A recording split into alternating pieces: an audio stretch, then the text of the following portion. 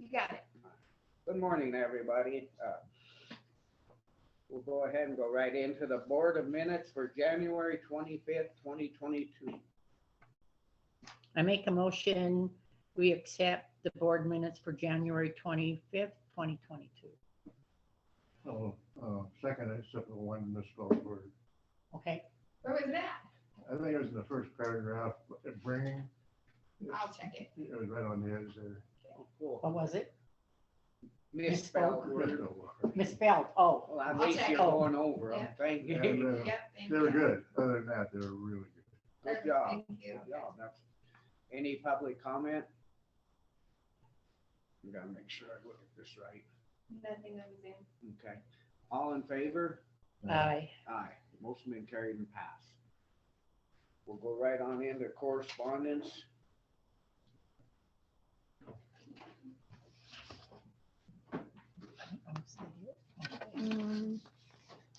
So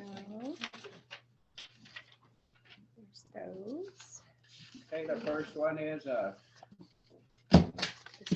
letter from the Montana Department of Transportation on the Bridge and Road Safety Oh, no, Accountability Program.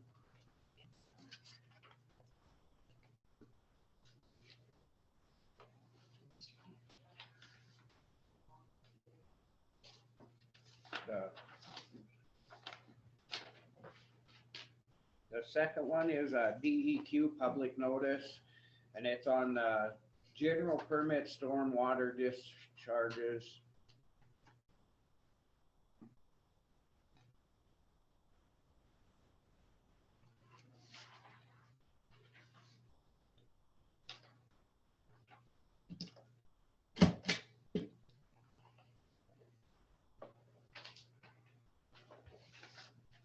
The next one's from Austin Knutson, and it's Attorney General Austin Knutson, and it's a happy new year. This is a wonderful time to look back on the year and reflect on the people and the things we are grateful for. During the 2021, Granite County received $2,565 in plate fees. We trust your county was able to put this additional revenue to good use. I encourage you to reach out to the office if there's anything we can do. Sincerely, Lori Barkley, MVD.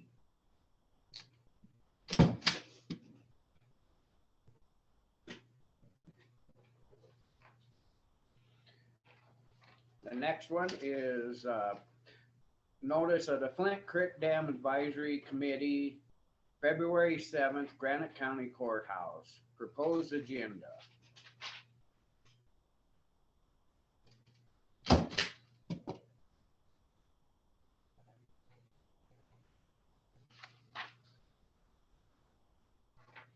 And the next one is Montana Association of Counties. It's finalize the appointments to make those 11 committees, which are comprised of commissioners from across Montana. Committee member duties and responsibilities.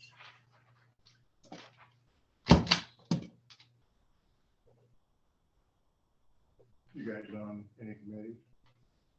What's that? Are you guys on committees? Committees? No.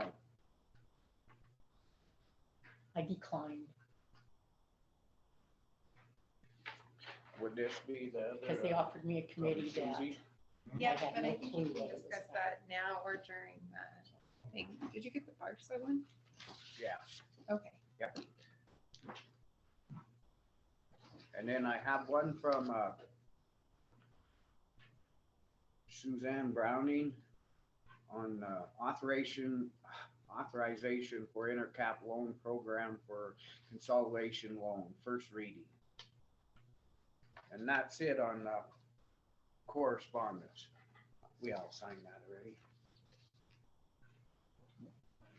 okay, and I think that should be addressed when we, Yeah, Go through that. so I think we need to keep that. keep it right here. And then, oops.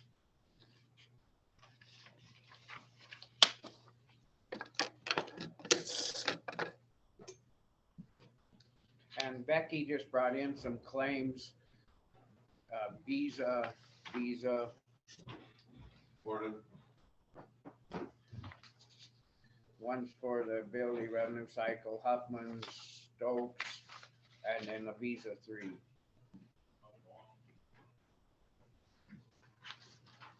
We have a comment too on Malina. Okay, go ahead. Good morning, Elena. Go ahead. Good morning, everybody. Oops, sorry. Why is there an echo? What's that? Seems like there's an echo. Echo. Echo. There's an echo. All right, anyway, good morning. Now there's no echo. Thank you. Elena Gagliano for the record. As far as the correspondence is concerned, on page 7, the letter about the $2,565. Does anybody know where that was spent? From the license, Yes. license please.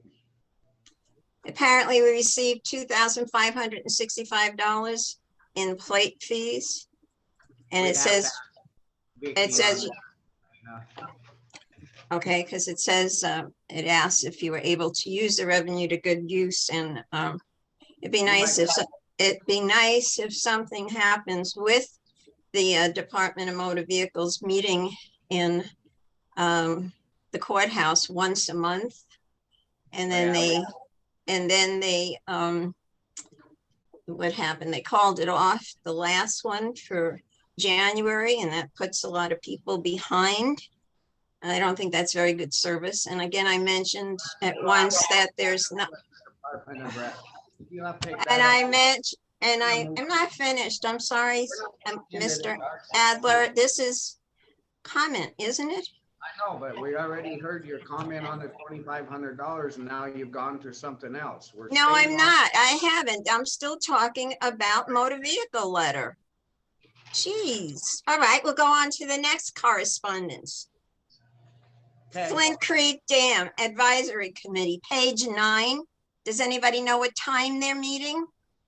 Nope, I read you everything. No, that'd be interesting. And then the next thing, well, you should have brought it up. That's the discussion of correspondence. And the next thing, a letter from Mako was addressed to Commissioner Hinkle, and apparently he's been chosen to represent the Public Lands Committee. And I assume that nobody is going to the Mako mid-conference meeting, so I guess that's a moot point. Do you have any other complaints? They're not complaints, they're comments, Commissioner Adler. Comments on the correspondence. And then you're basically supposed to say, okay, we'll look into it, or we should do something. That's just my comment, but thank you. Yeah, thank you. Have a good day. I'd like to make a comment, Elena. I don't feel that you have the right to tell us and put words in our mouth on what we're supposed to say. I think that Scott read what was on the correspondence and we all looked at it. That's just my opinion. Thank you. So we're going to move on to the public comment on. So is there any public comment? Elena, go ahead. Public comment. Elena Gagliano back again for public comment on anything. Blanche, Commissioner McClure, your answer to me, I'm just saying that the way these meetings are conducted leaves a lot to be desired. And I can understand because the person who's the chair has never really had proper commission training from Mako when it was offered. And so it leaves a lot to be desired on how the meeting should be conducted. And I've attended a lot of meetings from other counties, and they're more receptive to the public. It's more transparent. And I don't know, that's my comment as far as the way these meetings are being held. And I still have a problem with the mics being muted, because in essence, that is closing the meeting to the people that are attending on Zoom. Do you ask the people in the room to leave the room when you mute the mics? I don't think so. I think that's it for my public comment. They really don't go anywhere, but at least I'm saying it for the record. Thank you very much. Thank you. We'll look into it. Have a good day. Have a comment from Scott McDonald. Go ahead, Scott McDonald.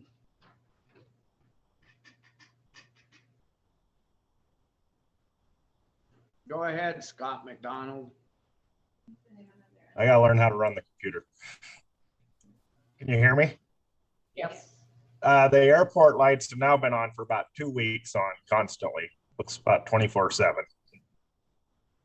I took care of it after the other night. I called the secretary, and she got hold of him, and he went out there.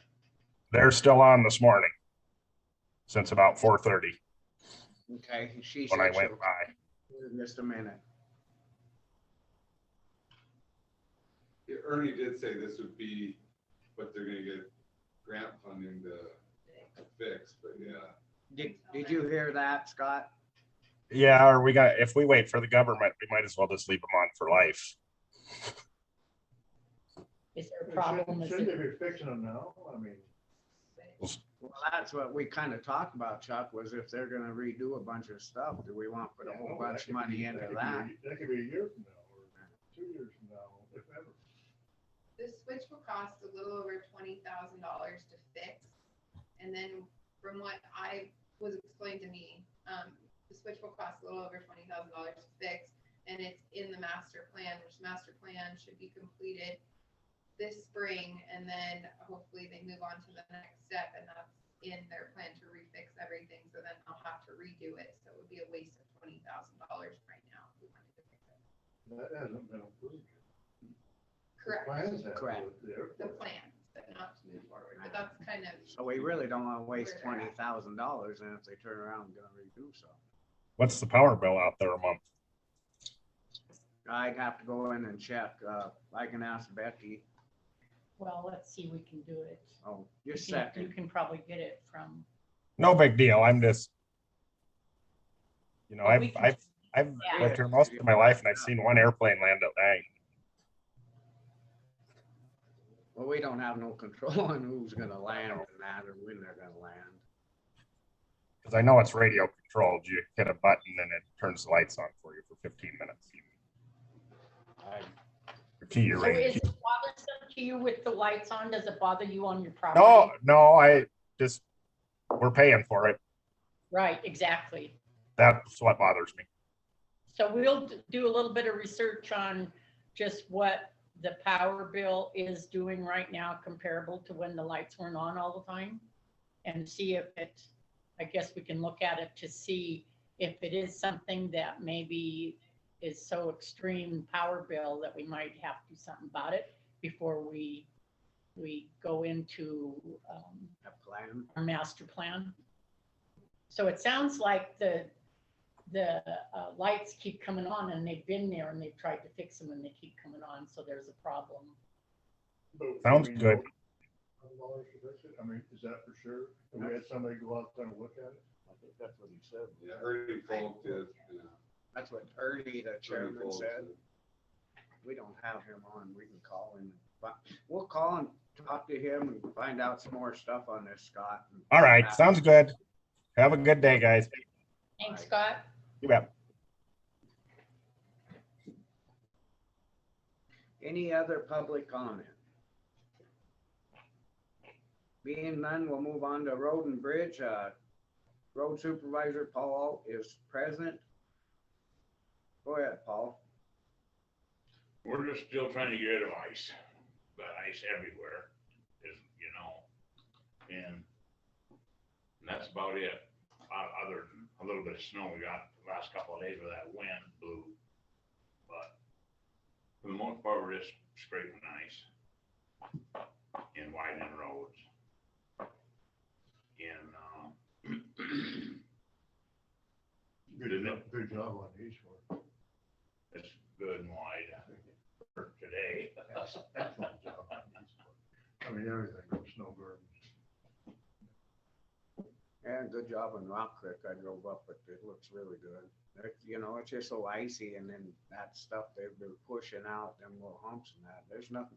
That's why we put that in the paper. You know, you can't shove that out in our county right away. Right, it just won't warm up quite good enough to get rid of the ice, you know.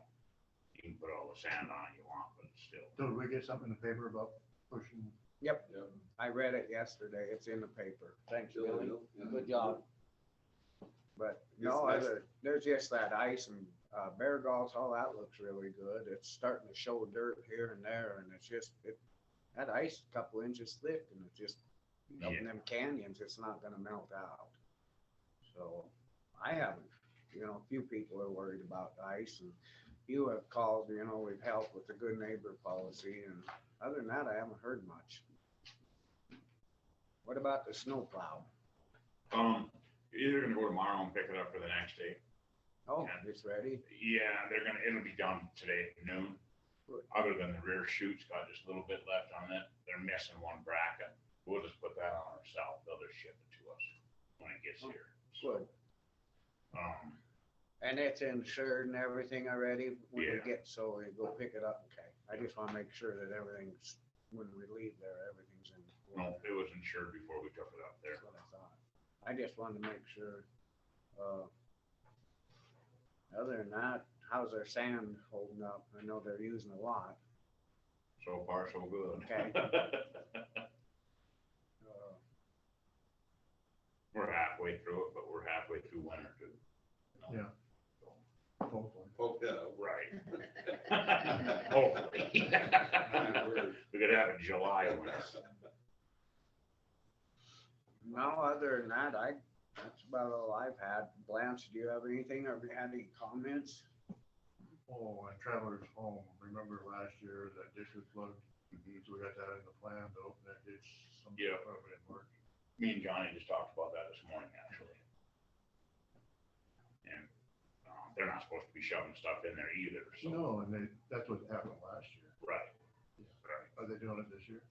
I'm on my way up there when I leave here. I was going first, but gonna go look. So far, it's been good, but it changes fast. Well, it takes long to clean their stuff off and it's full. Yeah. You know, but Blaine's got a comment. So in the Convert case, they took Paul's deposition, Commissioner Adler's and Linda's, and those all went well, so good job, Paul. Not easy being deposed. the red dot's pointing at you. I thought I wore it out. No, good job you, Blaine. That case is proceeding for a required mediation, so be here sometime after, and then, Which right, case is this? what's that? What are you talking about? There's a required mediation by the court. The convert case? Oh, Convert case. Yeah, so, likely be in Missoula, we're trying to, it's hard to find mediators, a lot of them are out several months, so we're trying to find one. Blanche, Oh, I'm just gonna, I looked up Northwestern Energy, Go ahead. and for the power bill, and there was a spike in August at 116, but the average, it's averaged out to $49 a month for the power bill for the airport. So it's not, unless we haven't gotten January's, we paid December's. Scott on right now, or? Well, just in case, Yeah, if he's listening. I think so. I think he's I there. don't know, it should, Yeah, he's there. So can you hear that, Scott? It was $49. Do you want me to send an unmute request? Huh? Do you want me to unmute him? Yeah. We send him one. Is it still in public? Got it. You got it? I got it. I did. I didn't know what it cost to run them lights, so I just kind of wondered. yeah. And I guess we'll see what January sees, Yeah, we'll let because you they've been know. on the last month. All right, Yeah. thanks. Bye. Anything else? Paul? Wayne? No, there was that issue with, Willow Creek, did that get resolved? Whatever. He was up that day that they were talking about, or the next day, and they widened it out. Paul come in and let us know. They were actually widening out Van. That's She right. said they couldn't get in. And I have a deal about that. Every year the postal workers, they say they can't make it up and down the road. But yet people are up there 85 and 90 years old, drive out of there every day, and they gotta come to Peaburg and get the mail. I just feel if they can't do their job, they shouldn't get paid for it. Well, we can't discuss how they do that. I know, but I mean, it's, Well, you know, in the past, nobody had a problem. nobody's ever had a problem. And, I mean, that road's just, I've driven Well, that it's a dirt road, road, I've but- driven that road so many times in the winter with a ton of log trucks coming down at me. right, but I think what we need to suggest to the homeowners is they need to contact the post office and make complaints about the carrier if she refuses to go on that road. If they can see if they're driving it back and forth, that's not our decision. That sounds to me like it's a carrier. Cause we're doing our job. Yeah. I mean, they're out there and we haven't had no complaints from the people. well, Was it too narrow at one point where? no, and in fact, the day that she came in and made a complaint about that, she had to back up to let the grader go by that was widening the road that same day. So maybe that was her complaint. She had to back up to let the grader by. I mean, I don't know, but Well, we I mean, you can't can work see that around that's her what you're doing, you know, and Not a good job. Yeah. Can't do any better than that. no. Yeah, and the correspondence that I received, and it was a phone call, and that I didn't bring it to the correspondence properly. And was that they weren't saying that the road was, they were saying that the carrier would not travel that road because it was too narrow. So that's why it was brought The to, whole thing, or just, we never did hear of Chuck on if it was a whole thing, but I mean, you gotta drive it with, you know, I mean, you can't just go speeding down the road, I mean. well, that As goes long back, as you're careful and, you know. well, that goes back to her employer. If she don't feel comfortable living out there, that should be up to them. But if we're not getting no complaints from the landowners, we're doing our job. Well, and like Blanche said, the landowner is the ones that drive into the post office, so they should be the ones complaining to the carrier. Okay, well, that sounds good. Is there any comments on that? Nothing on the same. Nope, no comments. That's all I have. Anybody else have anything? Sounds good. Keep up the good work. All right, well, We've got 10 minutes before we'll shut off until 9:30. Okay. We're gonna be off till 9:30.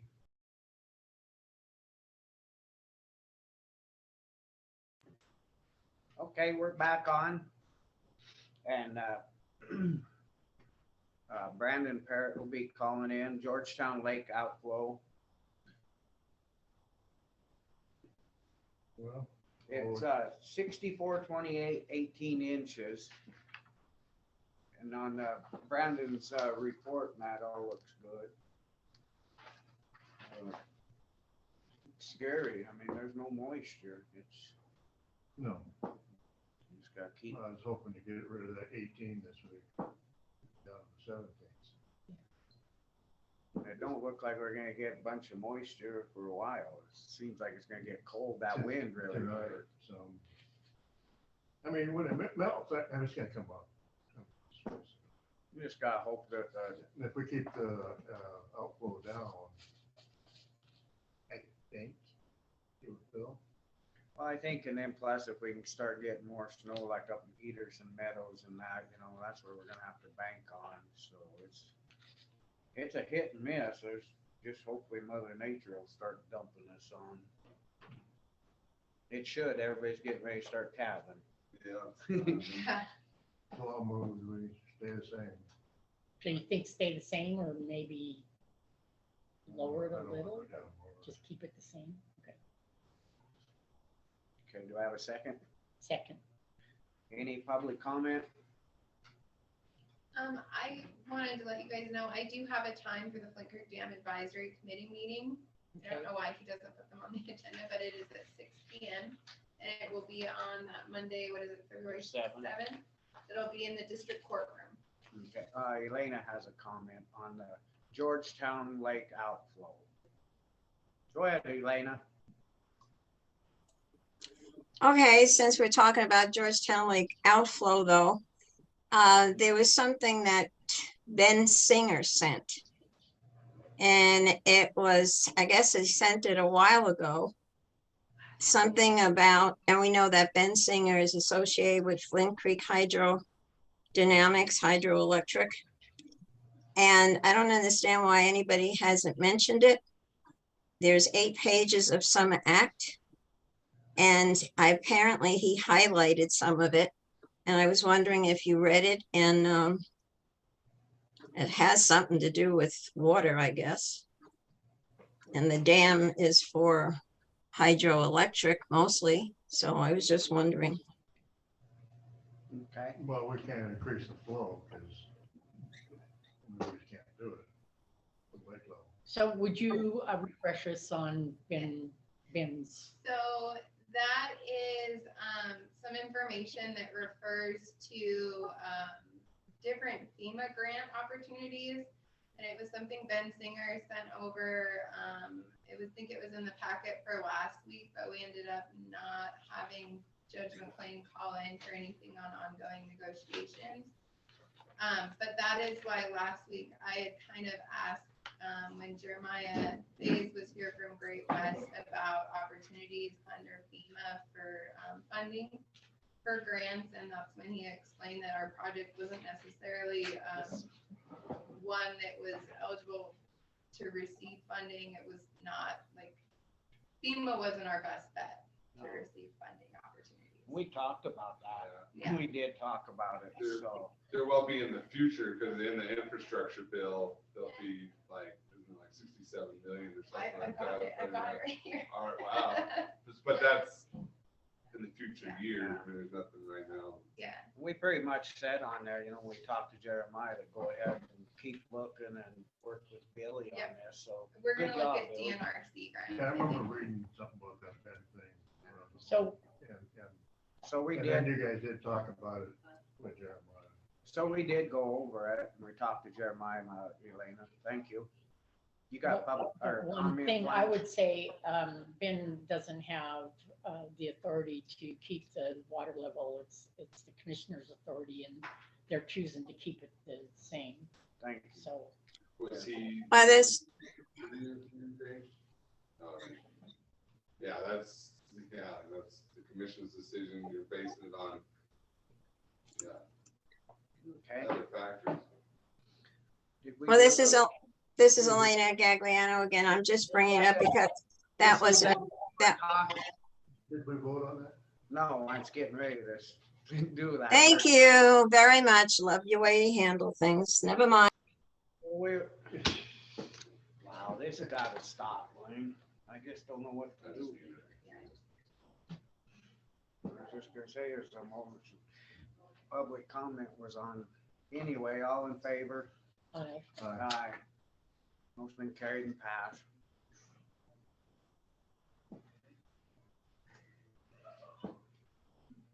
Could we note that, we didn't hear from Brandon? I don't know if he tried to call. I thought I heard something, but I'm not sure. So. But you received a We got, report. we'll shut off till 9:40. Okay. Unless if he calls in, we'll open it back up, Brandon. Yeah.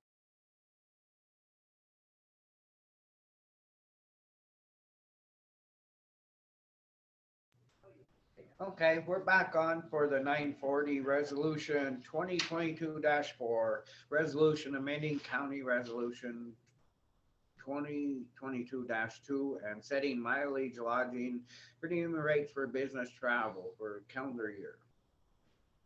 Do I have a motion on Yeah, this? I'll move that we approve resolution 2022-4.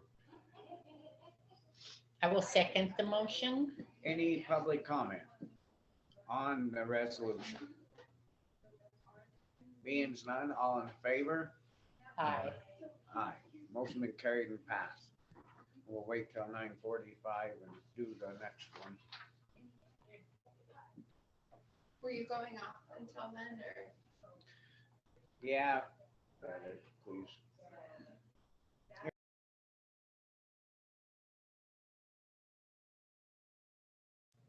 My comment there, so Hey, I'm okay, zooming. the dam tender Brandon Parrott's here with us. We're gonna jump back to the Georgetown Lake outflow. And we're just saying that we're hoping Mother Nature helps us out. We're at 18 inches and I mean, we're not getting what, we're just like Peterson Meadows now. I'm not sure what the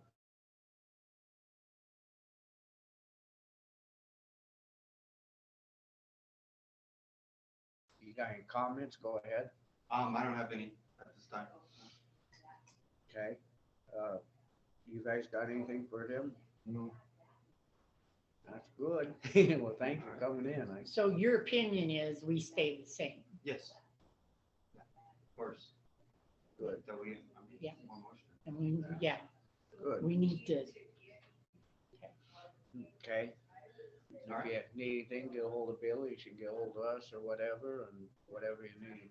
All right. Sounds Thanks, good. Brandon. I appreciate you coming in. Thank you guys. Have a good day. Okay, we'll go into the next agenda item. It's 9:45, resolution 2022-5, authorizing participation in intercap loan program, consolidating loans. First reading. okay, so the comments made by the email we got from Susie, and I feel that in the Montana Board of Investments Intercap did the resolution, but I agree with Susie on maybe clarifying just a little bit more, like maybe attaching one sheet with all the separate loans and a total where we come up with the total, and just to clarify that the intercap loan will be paid through the road fund. It'll be budgeted and paid through the road fund, as all the other loans were. Yeah, that sounds good to me. I don't, they're using their format, we should use their Yes. format, but adding a sheet Yes. to it, for Yes. clarification is not. Just Okay. for clarify a paper trail and showing exactly why we're doing this, and that itself states it with showing all these different, That sounds good. what do you guys think? And plus, Blaine's gone over this and looked it over. So yeah, Yeah. that sounds good. Looks fine. There was some issue on there's gonna be the 2 electronic debits in August and February with that. Maybe a little bit of a pain, but we can get it done. It's required by then. Yeah. And then I'd also, since there is a loan agreement with it, I would encourage that to be on the agenda next week with it. The resolutions really covered it all. Good job. Thank you. So on the electronic, that's something that is doable by the treasurer's office, and I don't know if we maybe want to speak to her, because we put it in one account, and then the money is automatically pulled out of that one account, and like the payroll and all the claims and go into that, and it is extracted from that. Did they do about? So, yeah, it would be just a check that they would have deposited into that electronic account. And it's just a little bit of an extra Step there. step for them to get it electronically. And I see no problem with them. Yeah, that's a deal breaker for Yeah. intercap. Yeah. That they're not gonna do it. Yeah. The loan, is variable, but it is capped too. And it's, they've always, historically, they've kept it down. And my understanding, these are the coal tax funds. So they have which funds? I believe it's coal tax, the way I understood it. Maybe someone could correct me on that. Coal tax, Yeah. So, that's going down, is it? I think so. I don't know, But, I mean, all the intercap programs that have made, made money. I mean, it has, obviously it's probably not keeping up with interest or inflation. It's a good, seems to be a good program. I told the school in Drummond about it. They're trying to get a bus. Yeah. It's expressly for in statute for schools as well, or local government.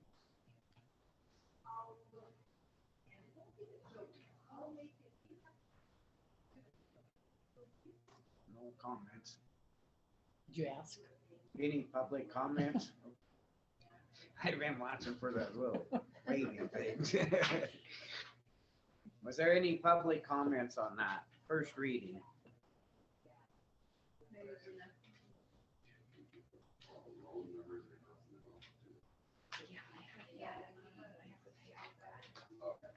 Being none, we'll go ahead and move on.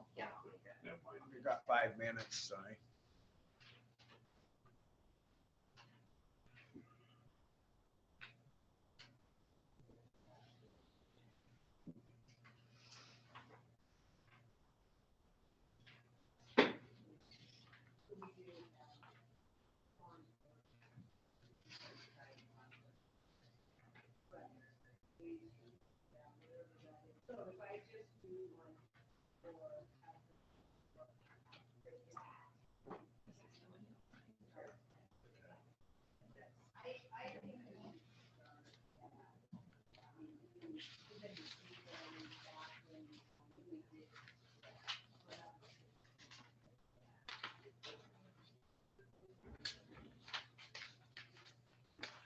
Is this where you're talking right there? Sign above it? Yep.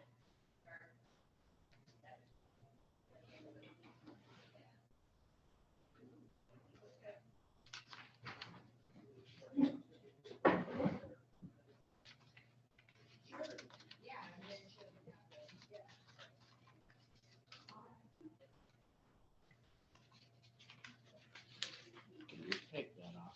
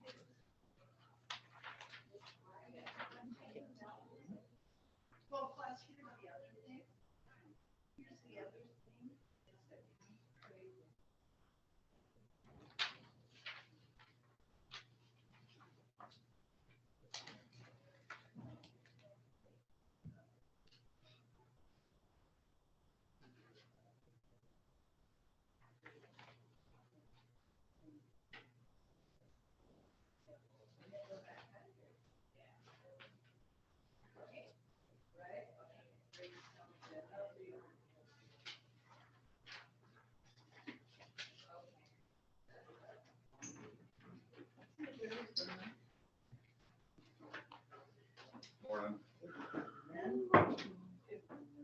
Is your mom's surgery? Is it day? Yeah. What time? I think it's early. She had to be there.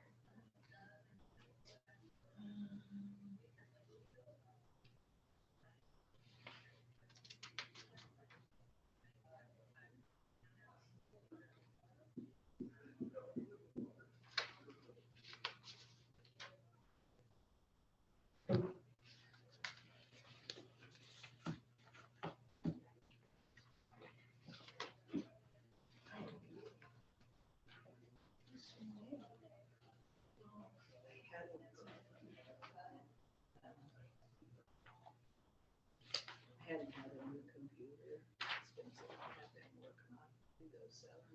Oh my, Windows 11. It wouldn't log in. It wouldn't, I couldn't log in. This was that. And so I got a new one, getting all the passwords for stuff and then switch over the data. I know. Well, it served me well. I did, I used it. Fantastic.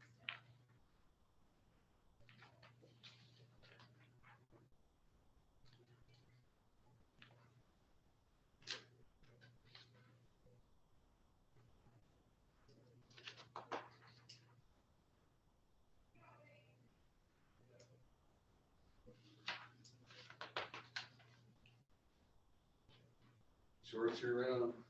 My kids would do that. They could. So that, Shorts year round. My kids like doing that. I'm too long-winded. I don't know, you call it. That's because you don't have as much body fat as I do. I think it's different. Oh, you just wait.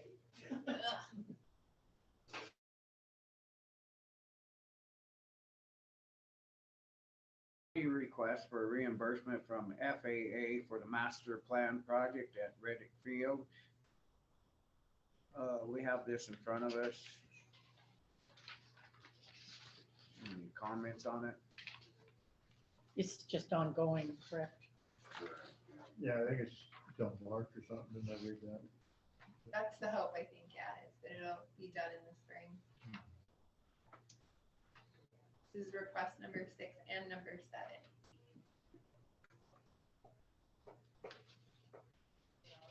We need a motion to approve the request. Do I have a second? I second. Any public comment on this? Being none, all in favor? Aye. Aye. Motion been carried and passed. I'll sign it, give it to Billy.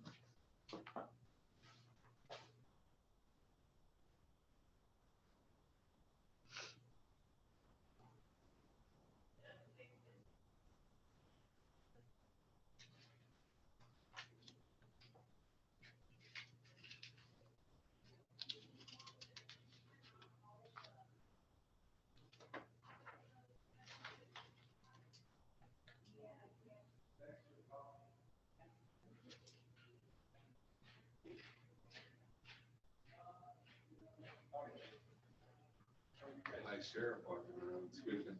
Oh, good, maybe he can probably help with the. Is that your knees or your shoes? My knees. Let's go good.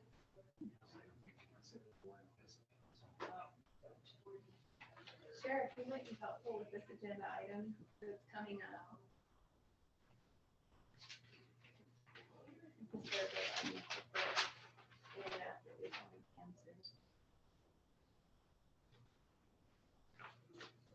Was this done by the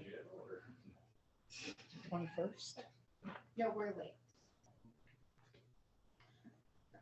I told her we would be late. I'm not interested in that. That's my opinion of that. What's your opinion? We're still on. With the statewide thing. We're still I'm on. Too interested in all that. Don't think it's a good idea. We're still I'll on. just, we have all the infrastructure we need in place. Count. Oh, you're not even on that subject. No, not yet. Just a second. Let's do Gales first. Or the mayor's first, sorry. All right, you asked. Well, that was me. That was me. Just being curious.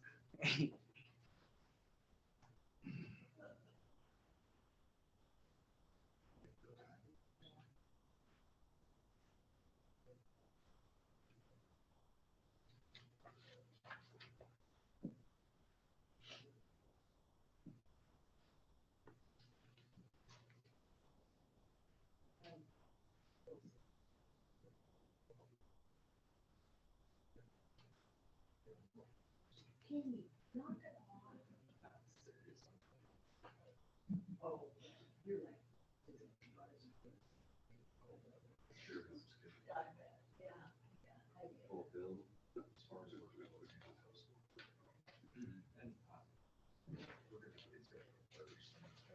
Oh, yeah. Yeah.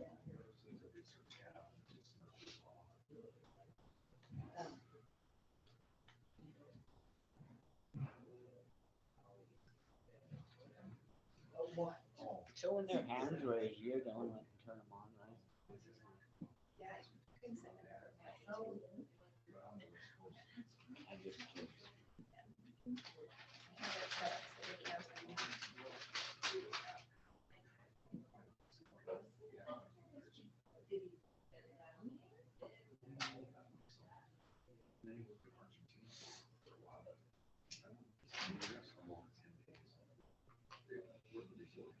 Oh, yeah. Oh,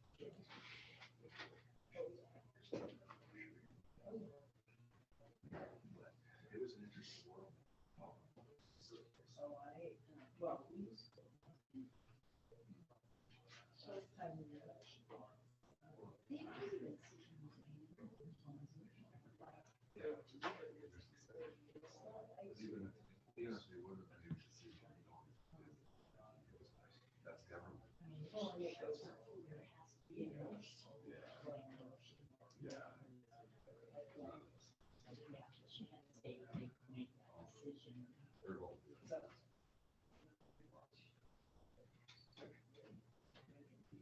I can see why it's the most issue.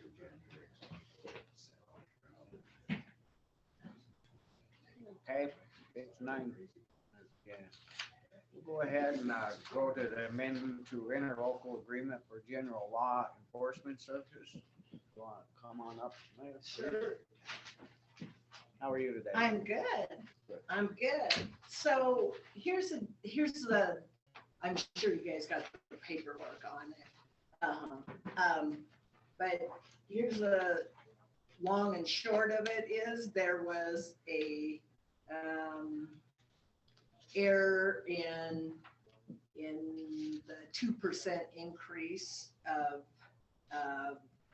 what we pay on a year, and it came with, and I'm not throwing Sarah under the bus because we've already talked about this.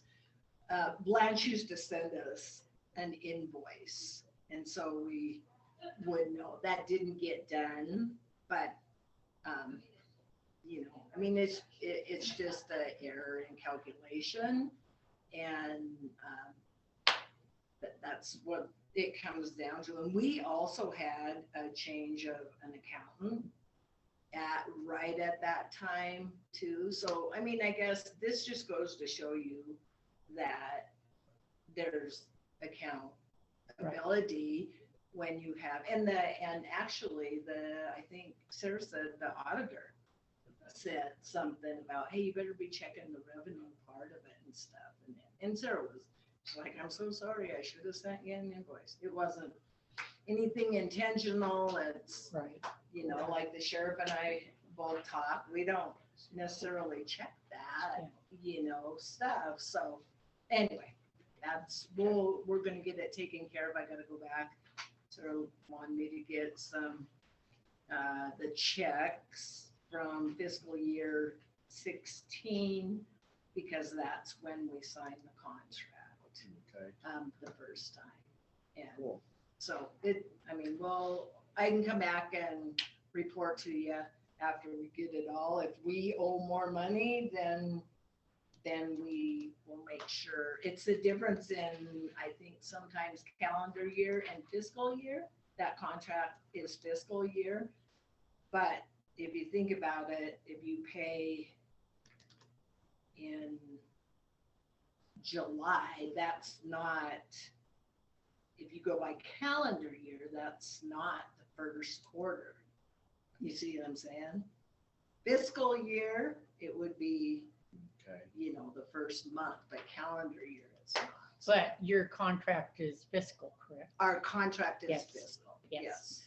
So I just remember I had a file in there that shows, it has all the invoices and when I used to, Right. for both Phillipsburg and for Drummond. Yeah. So if it's still sitting in there, there's a pretty good paper trail. And 2018, I retired in 2018. So, you know, Okay. just something, there are little things with Sarah being the new clerk and Sure. recorder. It's, Yeah. I mean, you run in, it's like have a new public works Yeah. person Yeah. until you come across stuff.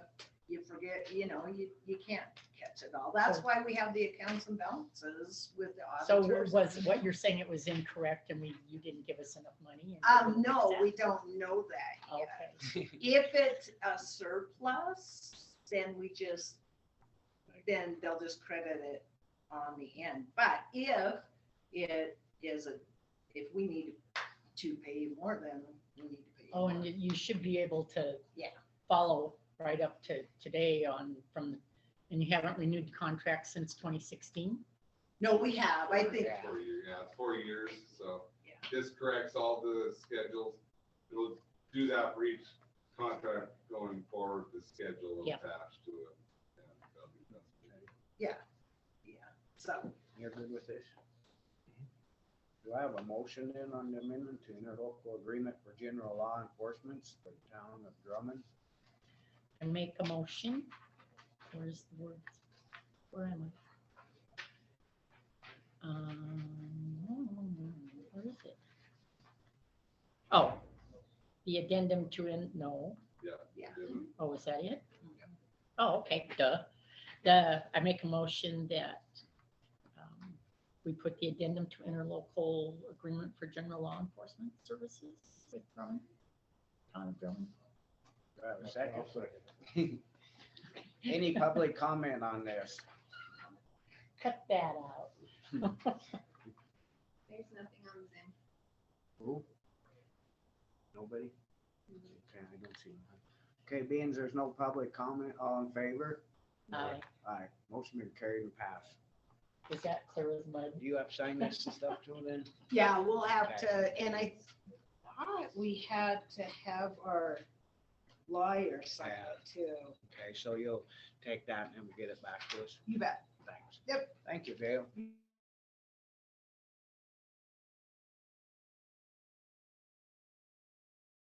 I have to get this one back up. Do you know what I'm saying? Yeah. You can have you guys sign it. You want to make another copy of it? Sure. there? Please do. Yeah, that way you guys can just, when I get it to you, you keep that copy and I have a copy. I'll put it on our agenda for February too.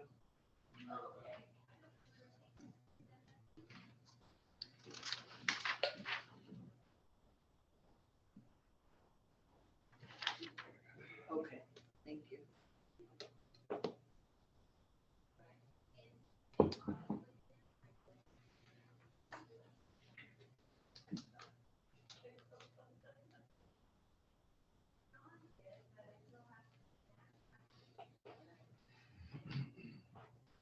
Is that radio thing up next? That, statewide public safety thing? Is that what you're talking about? Is County, is Baker pushing that? Is Yeah, Baker- this statewide radio system?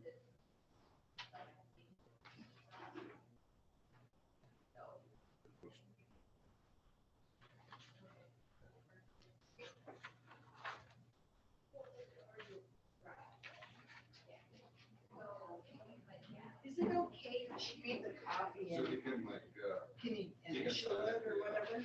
Okay.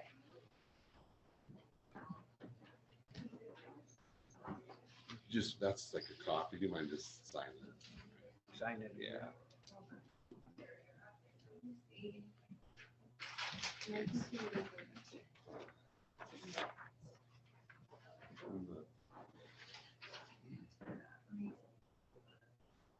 So is this something that you would fill out?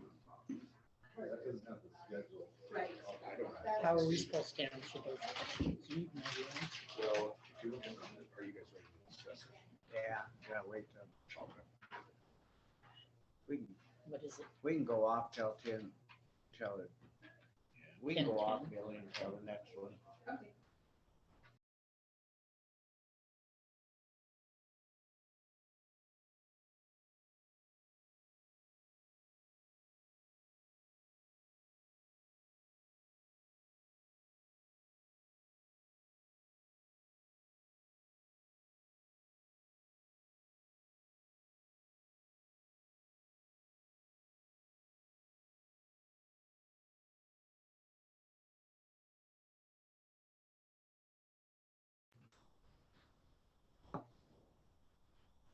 There's so few. Okay, you're good. Okay, that was my fault. I hit something. I'm learning this. I muted myself.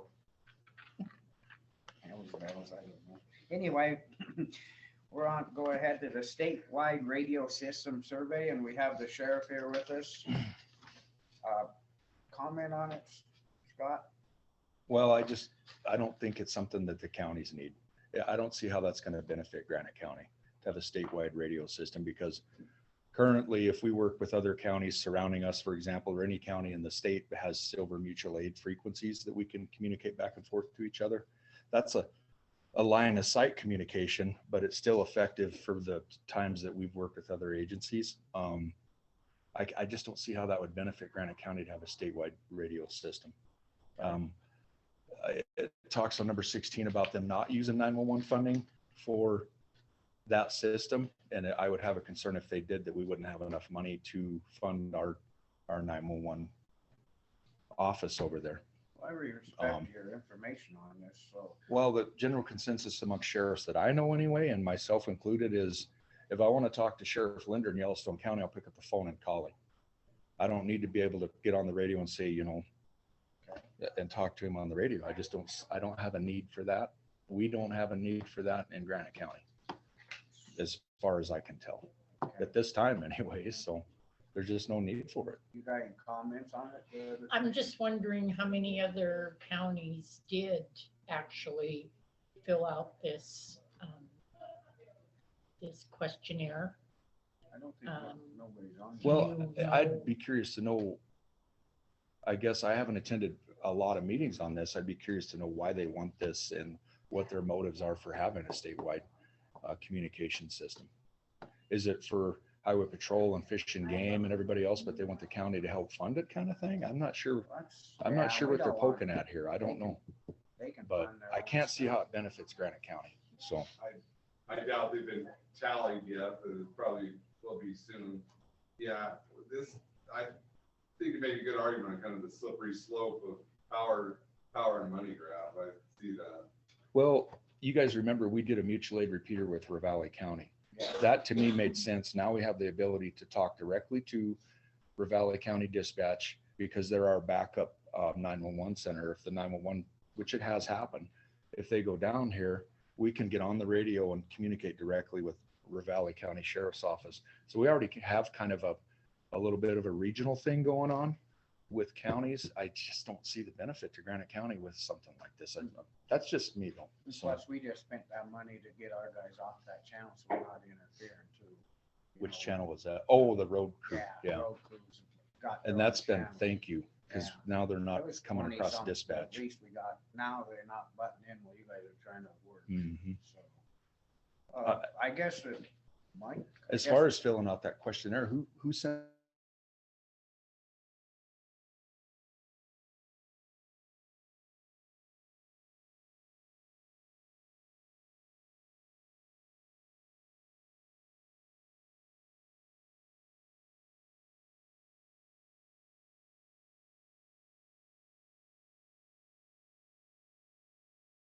That we need locally anyway, in Granite County for communications.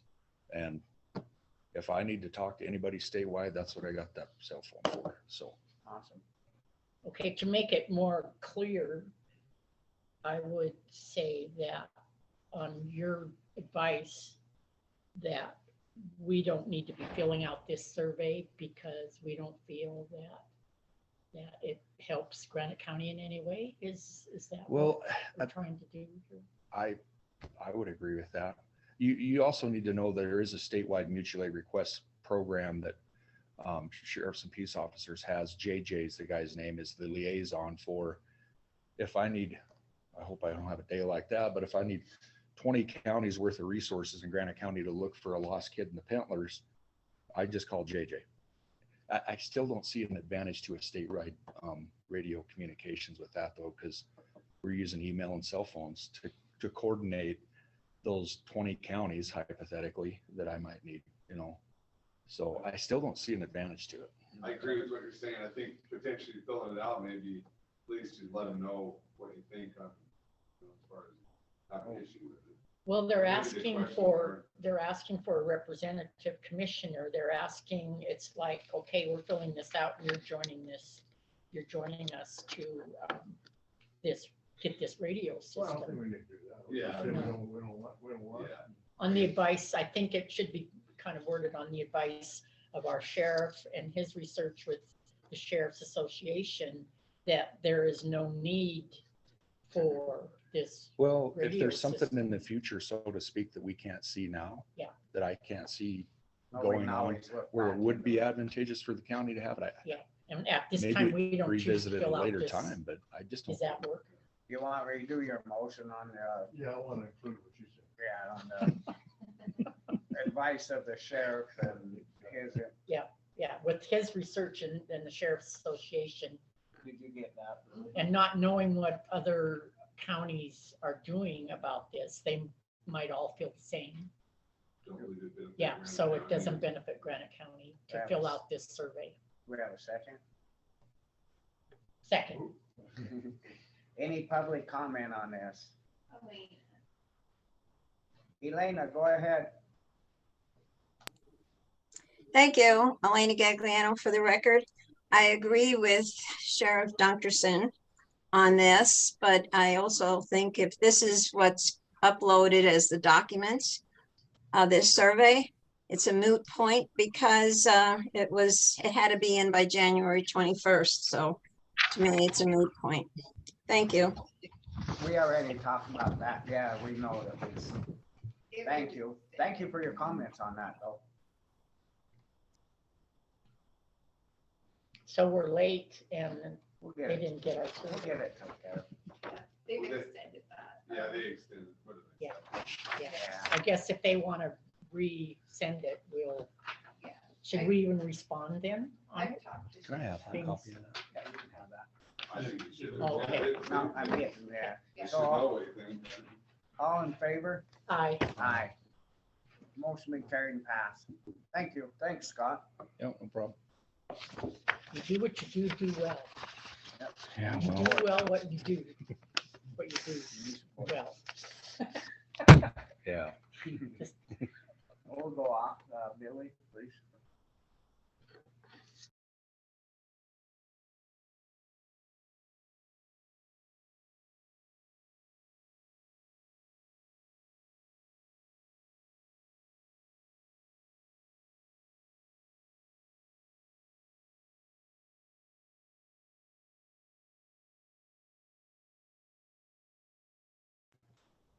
Whoops, Now you're on. I'm learning. Biden's Building a Better America fact sheet review for discussion. Yeah, I want to talk about this. I brought it up last week, because I read it sitting at home and reading this stuff. And Do what now? I was sitting at home and reading this stuff anyway, it talked about I think it's named wrong. It's because the Building Better America is not passed yet. And so it's just an infrastructure. And so, but I was reading a part of that where we maybe can get some road money. And we got like a gravel pit and Culverts. culverts and the bridge on Stony and snow fence. And so maybe we can get some of that, but there's a timeline on it. So I want to bring it up and decide what we want to do. Well, we want to do it, right? Yeah, I mean, under the infrastructure bill. Under the As a infrastructure. bill. bipartisan bill. So not under this one. This is different? Is that what you're saying? Building Better America is not passed yet, so it's mislabeled.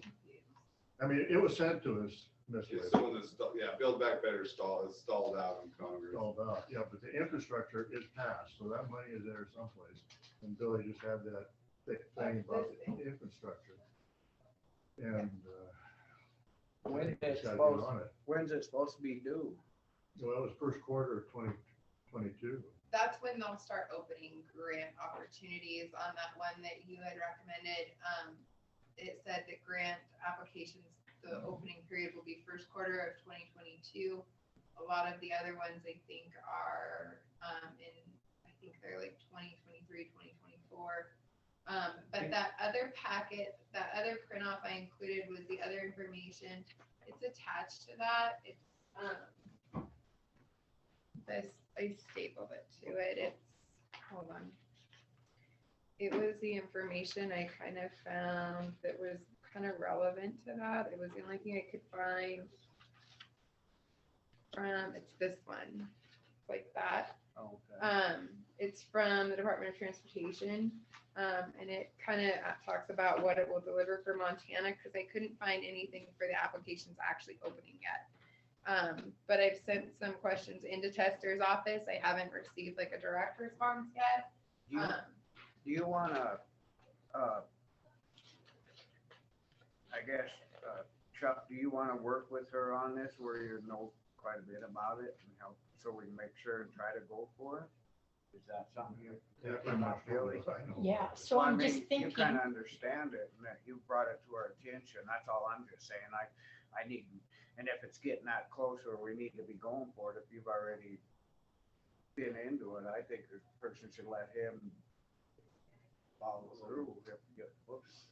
I would have an agenda item next week on infrastructure bill and give like blanket approval to apply for any grant that the county would qualify for. We can't do So that today. Who's gonna write this? Yeah, it's only a discussion today. so Do we have anybody to write for grants? You know, or- I think potentially, Billy and I could help. There's also, Sue Hoffman does in the county as well. Maybe we could talk to somebody to help, Yeah. because I mean, we got Billy loaded up pretty good with a Yeah. bunch of stuff. Not saying you're not, but I'm just thinking that if we could get a little extra help where okay, it so might be, whoops, question. Yeah. This is ARPA, right? I thought we've already This is started. infrastructure. Infrastructure, the later bill, Yeah. a separate bill than our. Oh, it's separate Yeah. from ARPA? Infrastructure, yeah. see, that's where I'm, Yeah. that's why I was in, because I'm all. Okay, and Got so many of them like in the world. what we need is the bullets on what we're gonna ask for, right? Right. So we gotta come up. Yeah, with so the we've gotta pro- come up with- Project, get somebody to Yeah. write it. Yeah. I guess, like you said, Yeah. put it on next week. Yeah. So we can make the, And that's what we said that we was gonna talk to Paul about, because he has some culverts and stuff, so he should be in, part of this with you guys, because he's the right, one so that's maybe gonna, we could talk about it right when Paul's here, or right after Paul. so. we'll put it on the agenda right. Great West has a grant writer too. Yeah, Craig Erickson, I'm working with him on the DNRC one. We've had a hard time connecting last week, but, yeah. So we That's do good. have, Let's go ahead and put this on for the agenda next week and put a little time on it so we can actually talk about this, and so we're not in a big hurry to get through it. And then we can talk, maybe we can get a hold of Great West too, have Jeremiah kind of listen in case we need to use theirs, or Sue Huffman or somebody that, make sure Paul is here. And he can, if, we'll tell Paul he needs to start figuring out where and what, and how much. There's like where we're just gonna haul that asphalt, then we told like every put culvert in there and stuff like that, so. Maybe like 9:30 or something like Yeah. that. We have something on. so you Correct. pretty well understand what you read and what we can, I mean, more so than what he and I would, you would understand it a whole lot better. And so you punching out what we need to ask for, No, we can talk about that next Yeah. week. and then get it done and get it in there. And I'll read this So- over too, so I'm a little more, but I like what you're saying and bringing to the table. My So- point is, I think federal dollars will dry up. It's just Yeah, my own absolutely. opinion. In the future, and Yeah. if we can get the county as set up as we can. Absolutely. Because that money is already there. Yeah. you know. Yeah, it's use it or lose it basically. Yeah. I mean, I think We there's got a gonna be lot of some- stuff we can actually. Yeah, there's a lot of money out there to Yeah. go for. Sounds good. Yeah, let's put it on, like I said, for a little longer next week so we can actually have Paul and Jeremiah and all this talking about it. And Yeah. see what we can do and who we can get to help you. Any public comment on that? No public comment. Good job, Chuck. Way to bring it to attention. Okay, we're going into closed session. All right. We're back on now. I entertain a motion on this. Yeah, I'll make a motion to pay for And then Cremation the expense. cremation of the indigent. have a second. I second. Public comment. No public comment. All in favor? Aye. Motion been carried and passed. Good job, Billy, on all that. Thank Yeah. you. Scott, Yeah, good job. Yeah, good Good job. job, Sheriff. Good job, team. Okay, we're off till 10:45. Okay. We're back on for the 10:45 Flint Creek Dam Corrective Plan. You guys look there.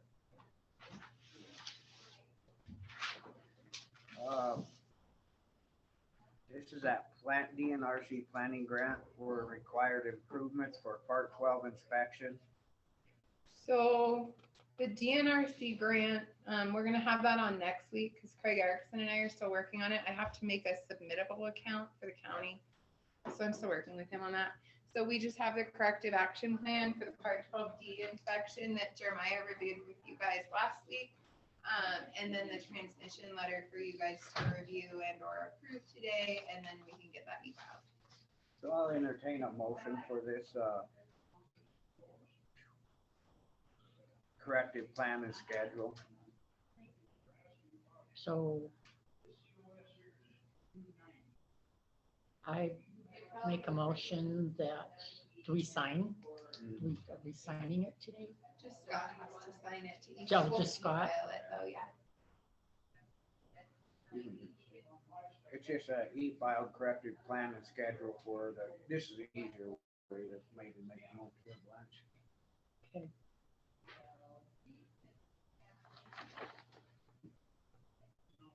So is that the motion? Can we sign it? The corrective plan and schedule? Yes. I'll second it. Any public comment? No public comment. All in favor? Aye. All right, motion been carried and passed. We'll go ahead with it. I'm signing it.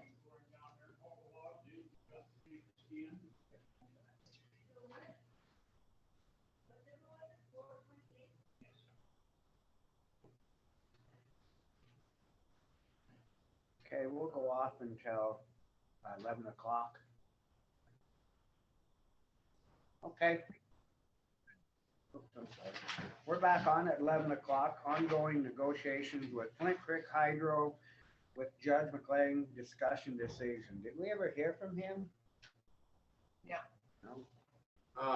So he, other than 2 weeks ago, and he said it could be a few weeks. Okay. That they were, and he encouraged giving time for Roger Kirk to think on it. And one of the reasons we have this set up just in case something come in that we can talk about it. And I asked Judge McLean, do you have an issue with this, having it on every week Yeah. in case we get that letter the week, day before? And so I'd encourage you to keep on the too. Okay, sounds good. Any public comment on this? Any commissioners' thoughts on this? Lance, Chuck? Wait and see. Yep, wait and see. That's all we can do. Okay. Being none, we'll go off till 11:15. Thank you, you guys. We're back on and we're at FEP report with Jennifer Robinson. I have one comment before you start, Jennifer. Okay. I just want to really thank you for what you're doing and I appreciate your work on helping down below there and everything. It means a lot. I just wanted to really come out and tell you thank you for all your, I know it's pretty tough with the public right now. Well, thank you, Scott. Can you guys hear me okay? Yes. Okay, thank you, Scott. That means the world to me. I do want to say something else is I do want to thank Scott for stopping in at the Drummond Public Health Office yesterday and asking questions about the COVID tests that were given out and getting some information. And so it was wonderful to see Scott just helping out. That was amazing. Thank you, Scott. Yeah. All right. Okay, well, I'm not gonna say any more because I don't want Scott's head getting any bigger, you know, but Green's only this big. All right, so let's get back to seriousness now here. So as of 8 o'clock this morning, Granite County has 10 positive COVID cases. So we're starting to see a decline in COVID cases. And I'm hoping it's going to keep going down and down and down. We are seeing more and more people vaccinated at this time. Let me see here. Granite County Health Department is in a new phase of isolation and quarantining for COVID now. We started this in Granite County. I believe we started it last Friday, so it's really been a help for all of us. And let me tell you a little bit about that. The public health agencies transitioning away from universal case investigation and contact tracing for individual cases for COVID-19. So what that means is we will investigate the positive case and get all their information and isolate them for the 5 days for their isolation period, but we will no longer do close contact tracing. So we're getting away from the close contact tracing. We are advising people though, that if you are sick, please go get tested.